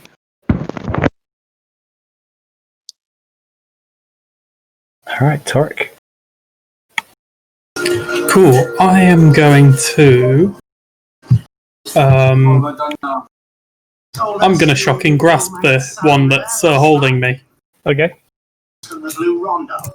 And even though I'm a student levels of hygiene, I don't think I'm 7 plus spell modifier 8, so 19. So it hits. What time did you leave? I saw me return to my rooms. 2d8 plus 5 damage, I want to say. Oh no, just 2d8, so that's 8 damage. 8 damage, okay. Tell me what caused... As a side note, I love how Guy finds it so entertaining he has to watch TV in the background. I'm sorry, I'm in the same room as the lounge, so Probably like, yeah, so you kind of grasp this thing with your kind of taser glove. And you can kind of see this thing recoils a little bit as the shock transmits. Cool. And now, as a bonus action, I'm going to try and activate my boots of teleport to get out of its grip. Mm-hmm. So you click your heels together. There's no place like home. It works. So where are you going? I think land. Land is probably good. So 1 to the 15 feet. Lovely. And that can go.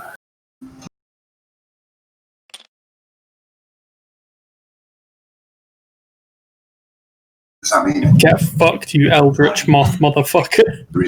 Alright, that's a standard and a bonus. I think I'm going to use the rest of my movement to just hit the cover. Yep, so you kind of hop over the barricade. Quiniel's actually now not restrained because it's past the beholder's last turn. So he looks at you. Wait, Torek, what the hell are you doing? You know what? Never mind. Let's kill this thing first. Agreed. Okay, so the imp, however, is kind of recovering from his shock and has kind of lost his victim. So he's going to kind of come back down, kind of try and swing at you there, Torek.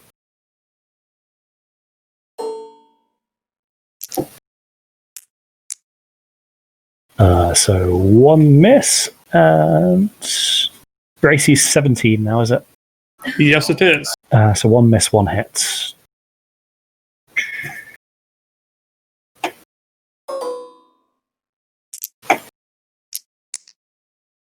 19 damage to you, Torek. Oof. So you kind of duck down, but this thing, like, you know, the impact of it is absorbed by the stone, but it still manages to get an arm over and kind of rake at your back as you're ducking down. How bad is its go? Quennial is actually going to kind of lean up and just fire off a firebolt just into this imp. Tarek, you realise that, you know, the firebolt is... In fact, no, roll me an Arcana.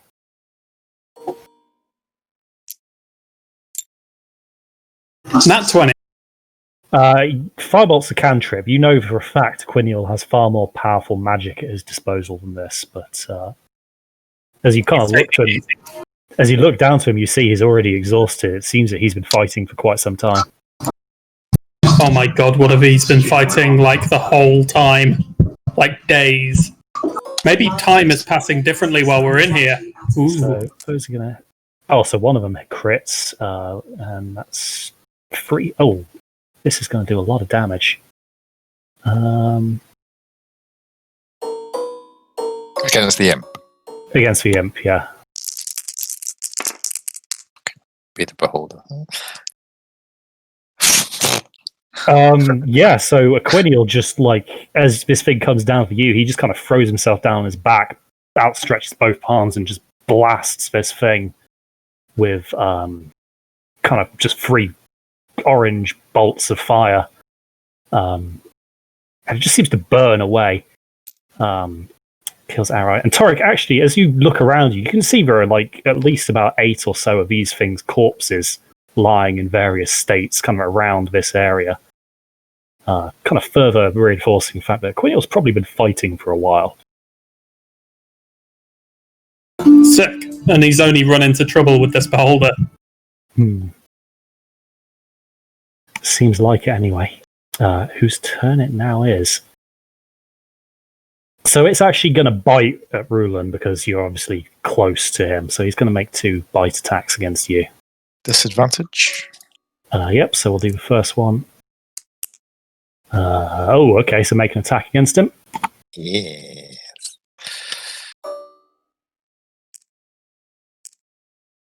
Uh, 19? So 19 damage. So no, 19 to hit, sorry. Oh, sorry, 19 to hit. Yep, that'll do it. Okay, and then it'll be D8 plus 7. Man, you should have just taken that.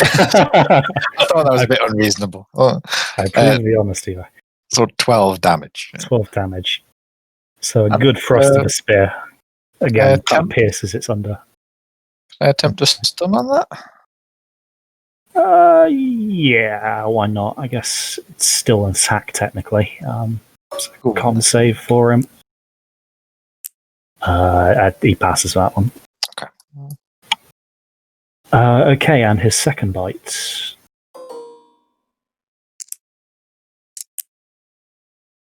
That one's going through, I'm afraid. Yep. So he's going to bite you.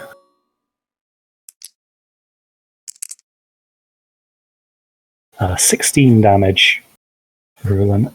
It's a bit more reasonable than puts you down on 33. Yeah. So this thing, I mean, the teeth on this thing are ginormous. They're very pointy, and they kind of tear open kind of your left forearm as it kind of crunches down. I'll do a reaction on that as well to activate my Radiant Spear to blind him. Okay. That's another Constitution DC 15 this time. Also, I've got a quick question about that. Because it was Torek was the one that cast the enchantment. It passes, yeah. Yeah. The thingy or the blinding, it takes on Torek's spell save DC. So would that change as Torek levels up? Or I think it was to change, you would have to reapply it. Okay. Because that's at your spear will be the level at which he cast it. Yeah. So if he improved, he would have to reapply it. Okay. So at the moment, like back then, I think it's like going back to like say a piece of work that you'd previously done with new skills and like just kind of tweaking it up a little bit. Also, did you roll with advantage on that? I did, because he's a beholder and he has multiple eyes. Ah, okay, that makes more sense. So, afraid no jewel in that one. You kind of shine it in its main eye, but the kind of further afield tentacles don't seem to be affected, and you see them kind of turn towards you now. That was a bloody nice try. I really hope you don't die because of this. It is now Triss's go. Well, at least he's not firing out his fucking eye rays. Huh? Lack of eye rays is definitely good. 10, 15, 5. And in a move that tries absolutely nobody, I'm going to roll Eldritch Blast. Roll him up. Rulin is so well prepared for it, he actually slightly steps out Just to the ducks, side. He knows it's coming. That'd be 19 and 20 natural. Those are 2 hits. Nice. It's 20 damage. So again, just more kind of abuse pours into this beholder. Seems to be knocked back a bit. You can see kind of the eyes flailing around, trying to see kind of where they're coming from.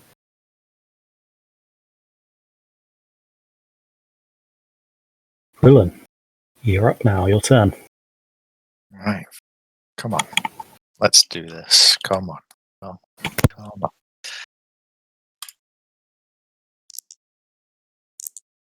Oh, finally. There it is. About goddamn time. 17 damage. 17 damage. So, and I'll do that DC 14 Constitution saving throw.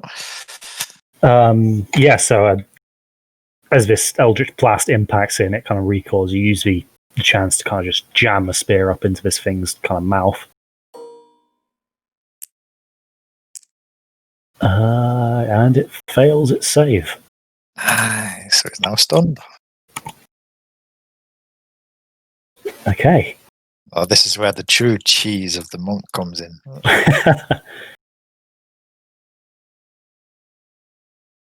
Right. Okay. Second to spear attack.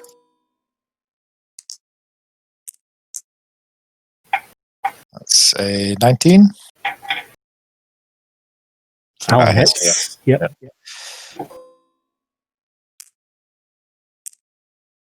10 damage. 10 further damage. So again, just you kind of pull the spear out and just keep jamming it back in. And now that the bastard's stunned, there's no holds barred here. Flurry of blows, 2 attacks. Yep. Let's do it first with it because we're doing an advantage anyway. That is 13 plus. Yeah, 21 hits. Yep. 6 plus 5. 8 damage. Another 8 damage. And okay, so just sorry. Yeah. Final attack. That's only a 16 this time. 16, I'm afraid, doesn't do it. Okay. So you kind of really lay on the hurt now that this thing is kind of reeling. Kind of press the advantage and keep the momentum rolling into a kind of series of blows. Torek and Havel. Oh, yeah, the imp stab. I can take that off.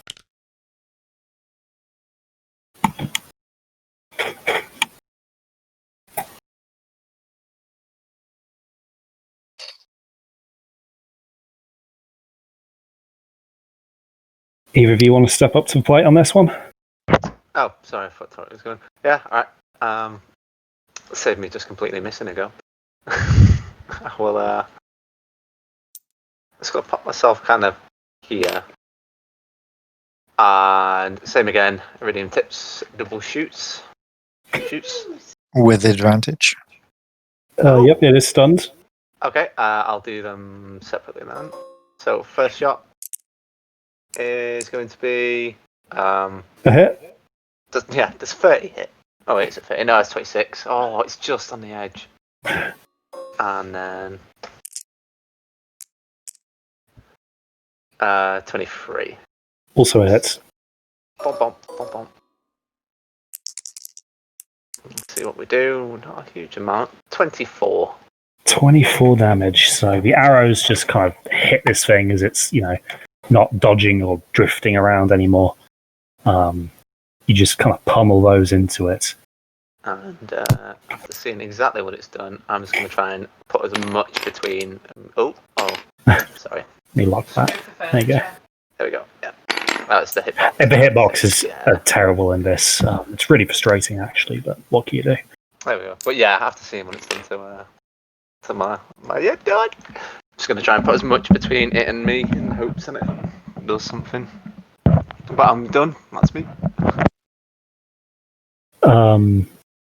So you kind of loose these two arrows in, you kind of hit one of these eyes on the stalks, and the other one kind of goes into the unarmored flesh of its flank, and kind of just throw yourself behind cover before any malicious beams can come back your way.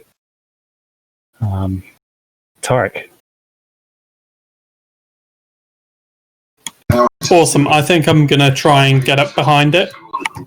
Just kind of keep its eyes in all directions. So, 1, 2. Will I have to roll to get over these stones? They're just rough terrain, so double movement to get over them. Let's see. I've moved 10, 20. I have a 25 movement as a gnome, so that'll be it. So you kind of clamber down over what looks to be a ruined bridge. I'll Does Aquinial seem hurt at all, or no life-threatening injuries? It looks like. Oh, that's good. He's probably going to get hit by the melty laser if he does die. Screw it. Let's hit it with a glass acid arrow. Okay. 19 is a hit. Sick. That'll be 4d4 plus 5. Oh my god! What? Get fucked. That's actually fucking. And at the end of his turn, he'll take some more damage. But what the fuck? Has anyone considered the fact that obviously these dice thingies have to be coded somehow? Like, it's just an RNG, isn't it? No, it'll just be a random number. Well, that's the thing, though. With computers, there is no such thing as random numbers. There is always like a predetermined path. I was destined to fuck. Okay, anyway. So he takes 4 damage as the acid kind of. It seems to be on the carapace at the moment. It might take a moment to burn through. It's 9 acid damage, by the way. Oh, is it 9? Sorry. I recently got my int modifier on top of. Yeah. So it doesn't seem to be doing much, but like as I said, it might take a moment to burn through some of the kind of rear carapace armor. Give it 2 to 3 minutes. Okay. So that is going to bring us back around to Aquinial, who is going to roll me a Constitution saving throw. On account of the fact that he is absolutely exhausted. So he kind of grits his teeth a little bit, kind of picks himself up from where he'd kind of fallen, kind of staggers up to the stone fence and just blasts the beholder with another firebolt.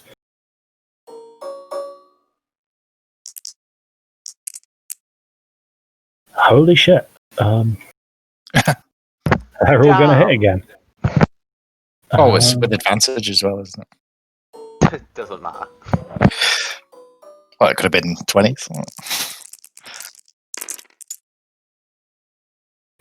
Well, sorry to rob you all of this moment, but Quiniel just incinerates this thing. Just like the first one fireballs into his mouth, you can see like teeth just explode outwards, kind of severed from their kind of roots. Second one, he kind of puts into the kind of underbelly of it, and you can kind of hear a fat sizzle. And then the third one, as it kind of and the fire just seems to burrow in to the beholder, and you kind of hear it squeal for a bit, and then kind of jets of flame erupt out of the end tentacles as this thing just goes up. But after that, you just see Quiniel just collapse. He is utterly spent. He has been fighting since before you guys got here. Well, all the time you were exploring, he's been fighting, so he is just gone.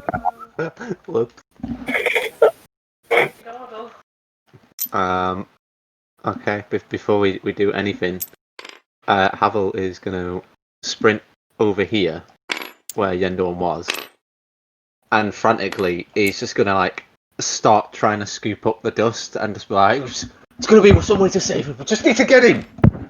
So a lot of the dust has been kind of blown back by the not strong wind, but the kind of the ambient breeze that actually seems to be present in this this realm. But it's a harrowing moment. You kind of get enough to maybe kind of fill a small coin purse. What was that? Yendorn's ashes. Oh, I see. So I just need that for a screenshot.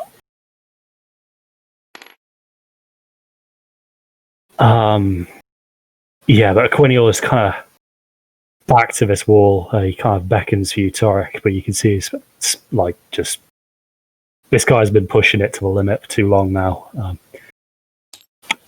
Torek, what the devil are you lot doing here? Thought I was saving you, but apparently you were struggling anyway. What's going on? Are you stuck here? Well, I'm glad you came. I don't know how I ended up here, but I found myself amongst all these ruins, and after a few hours of exploring, I was set upon by these things, and he kind of gestures to the kind of corpses around you. I was doing okay until that appeared. Quiniel, you've been sick for many, many days in the real world. Wait, what? How long have I been out? And you would know that since Quiniel's accident, it's probably been about a month and a half. Yeah, I'm going to start counting on my fingers like it's a few days, and then I'm going to be like, 43 days, 7 hours, and a number of minutes. Oh dear. We need to get you out right now. I've only been in here a couple of hours. Yeah, well, if you stay here for a couple hours more, we'll all be dead. Roland will take a look. Does Quiniel have a golden thread similar to everyone else? Quiniel does not. The threads will lead us out of here. Yes. I would normally suggest staying around and learning as much as we could, but this is a very hostile terrain and we have come unprepared. Also, Quiniel says he's only been here hours, and in our world he's been gone weeks. We need to get back fast. Who knows how long we've been gone to. Titus is going to think we're dead. Yes. Wow. Let's be quick. So Roland will help Quiniel because he's looking a bit, a bit knackered. So he clearly has expended every single ounce of magic he's had in him. Like he was falling back on his cantrips there, which like just shows how much of a kind of vicious fight it had been until you guys turn up. So he's very appreciative of the kind of the assist that you give him, and you kind of manage to kind of follow the threads back to your kind of original starting island, where you can kind of see that the same shimmering pool is still there, and your threads are still kind of leading back to it. Is there a pool missing? No, it was all one. It was all one pool. Oh right, I thought it was separate pools. Oh right, okay. Well, Someone should head through? back with Equiniel first, just to double check that he can go through that portal.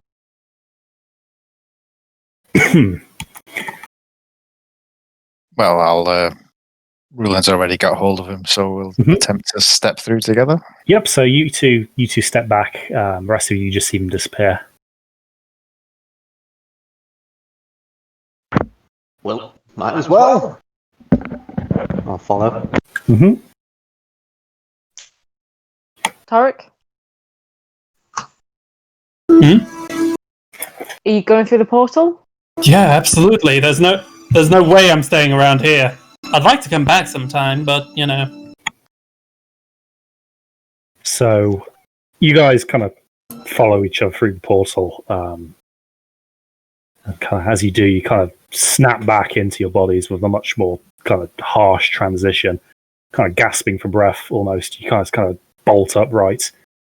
As you do this, you can kind of see before you kind of Titus, who's was kind of left to kind of stand sentinel over your bodies while you were gone.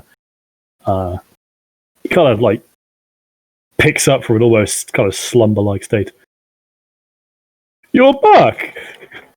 You've been gone for You've been gone for some weeks. First thing Ruland's going to do is look over to where Yendorn was laying. You could see Yendorn's kind of body lying down, kind of where you left him. Doesn't seem to be responding to anything. Get up and jostle him. So as you grab him, he appears cold to the touch. Whilst he died minutes ago for you, you have no way of telling how long that was ago in the real world.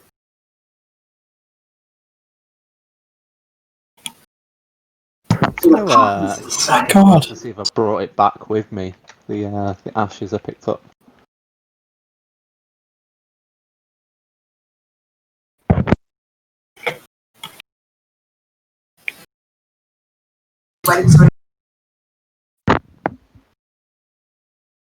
Is Pedlimir still around? So he's kind of just emerged into a room after hearing Titus kind of burst out with something. It seems that those two are now on pretty good terms, having had some time to get to know each other.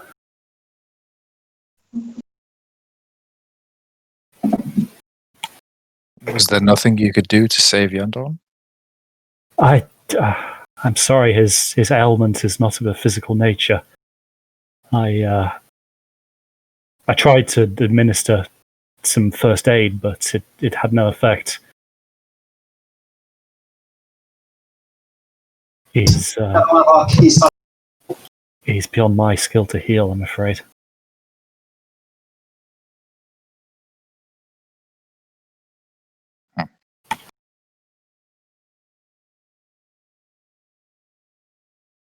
You could tell he's, not looking guilty as such, but you see that he really wishes he'd been able to do something about this, like, sitting around and just having Yendorn kind of... Well, because he has no idea what's happened, so this is an experimental procedure. He likely thinks that it's something to do with, him being responsible. Do you still have the ashes? Yeah, I did ask. Just check and see if I've still got them. Yes, you have the ashes still. Yeah, okay, cool. Yeah. Although, interestingly enough, as you open the pouch, they're actually not kind of ash anymore. They're kind of more of a pink, kind of glittery kind of stuff. Kind of like kind of almost crystalline in nature, like kind of pink salt. Ah. Carry on. I was just going to say. I am totally doing a knowledge roll.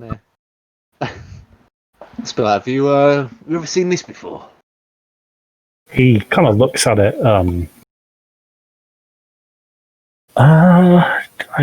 I can't say I have. It's what remained of Yendorn in the other plane. I brought back what I could. I've seen nothing like it. I don't know what that is, I'm afraid. Can I do a knowledge roll? Arcana, I think, would be suitable. +5. Oh! Oh! So as you kind of glance at this, you can kind of detect straight away there's some certain magical elements about this. You have basically got a solidified form of kind of parts of Yendorn's soul. Oh my god. It would be an immense energy source, but you obviously don't have the whole thing, so you doubt you could patch Yendorn back together from it. At all. At all. Not to a state where you would recognize him as Yendorn. What happens if I try and tune into Radio Yendorn? That is a very good question, Triss. And I'm going to reward you with some psychic damage for trying. Shit. So you try and attune to this dust, and you get like a horrific backlash of kind of psionic energy as you are basically kind of thrust into this broken, fragmented portion of the soul. Kind of the energy within is just like unbridled chaos at this point, having no real kind of control over itself anymore. That now that Yendor has passed, the energy is just wild, but very potent. So, as Rulin's looking over Yendorn, is there still signs of breathing and whatever? No, the breathing has stopped. He's cold to touch. No pulse, and the skin is going slightly grey.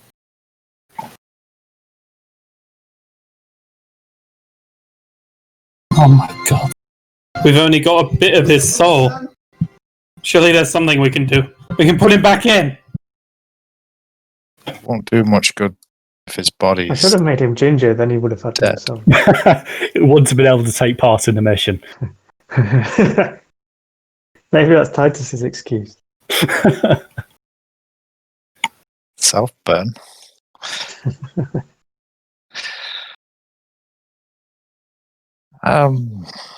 Aquinial at this point is kind of, coming over, having obviously woken up. He's looking a bit better now he's back in his physical form. Although as you kind of look him in the eye, you can see that, they look older after his experience. I'm sorry for your loss. It's not a debt I can easily repay. But I think your friend here is right. We shouldn't be meddling further into this. Who knows what damage we could do. I think it would be kinder to let him rest.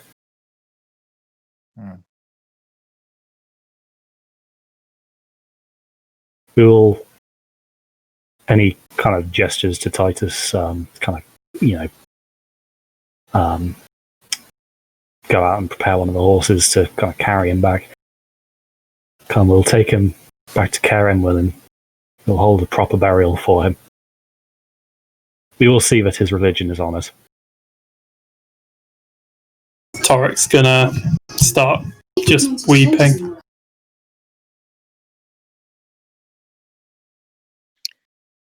It is It's always hard losing a friend. But he's not dead, Equinio. Everything that he was is gone and scattered among that horrible place.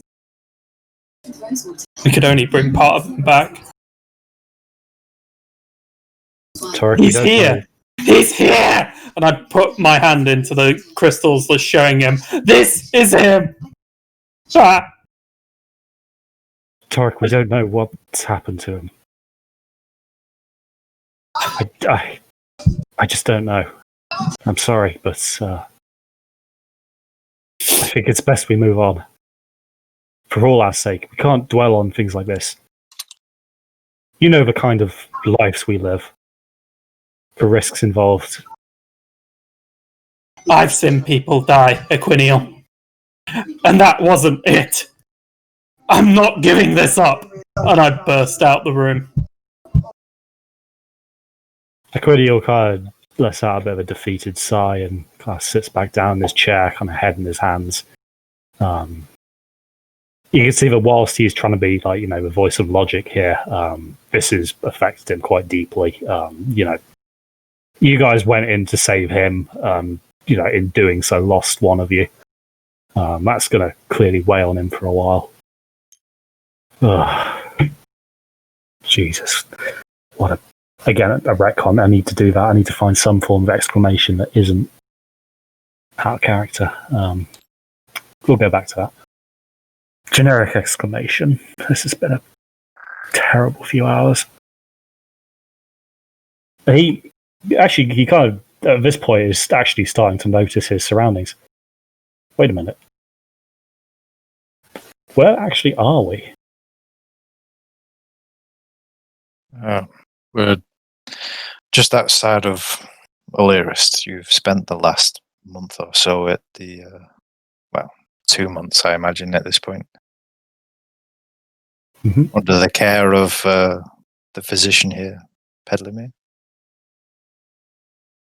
He kind of looks up to Petlamir, who's gone by this point, ditched his plague doctor mask, then kind of gives him a wave. Equinio kind of nods back. You have my thanks. I didn't realize I was gone for that long. Wait, what's happened? What's happening at Care Inman? What's with the? What's going on with the order? So, do you remember the tablet that you were inspecting? Yes, the kind of the cube. Yeah.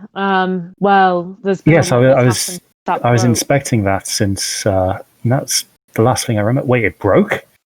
Yeah, we believe that's what sent you into the plane. He kind of stops for a moment, and you can see he's kind of thinking it. Yes, that might. Well, that would definitely have the energy to do it. Yeah, since that broke, things have gone very, very badly wrong. Just starting with you being sent to that awful place.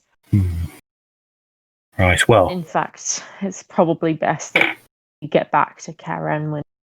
I was about to suggest the same thing. Thank you, my friends. He says to Petlamir. We will take our friends and get back to where we hail from. I'm in debt to you for your services. And he kind of turns to you, my friends. I think loitering here will do nobody any good. Let us prepare the Endorn to be moved and be on our way.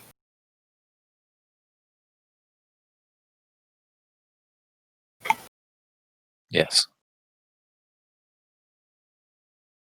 So you can see that Quidial, kind of gestures for Titus to help him, and kind of between the two of them, they kind of carefully wrap Yendorn's body in a kind of one of these linen bed sheets, and kind of secure him in kind of the most dignified way as possible, given that they still need to transport him. Kind of take him and kind of gently lay him over the back of one of the horses. well, his own horse really, and then they kind of tie the reins of the horse to one in front. And kind of before you guys set off, you can't obviously lock up the safe house, which you'll kind of still have the key for future use if required. But anything anybody wants to do or say before setting off to Caer Emlyn? I don't think so.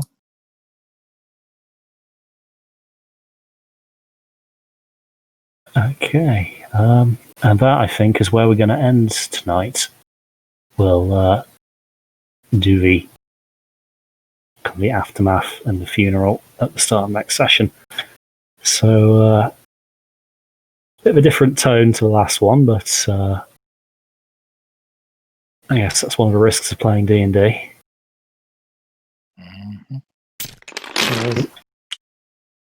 I just can't believe it was the person we joked about last time. We were tempting fate. She's a fickle mistress.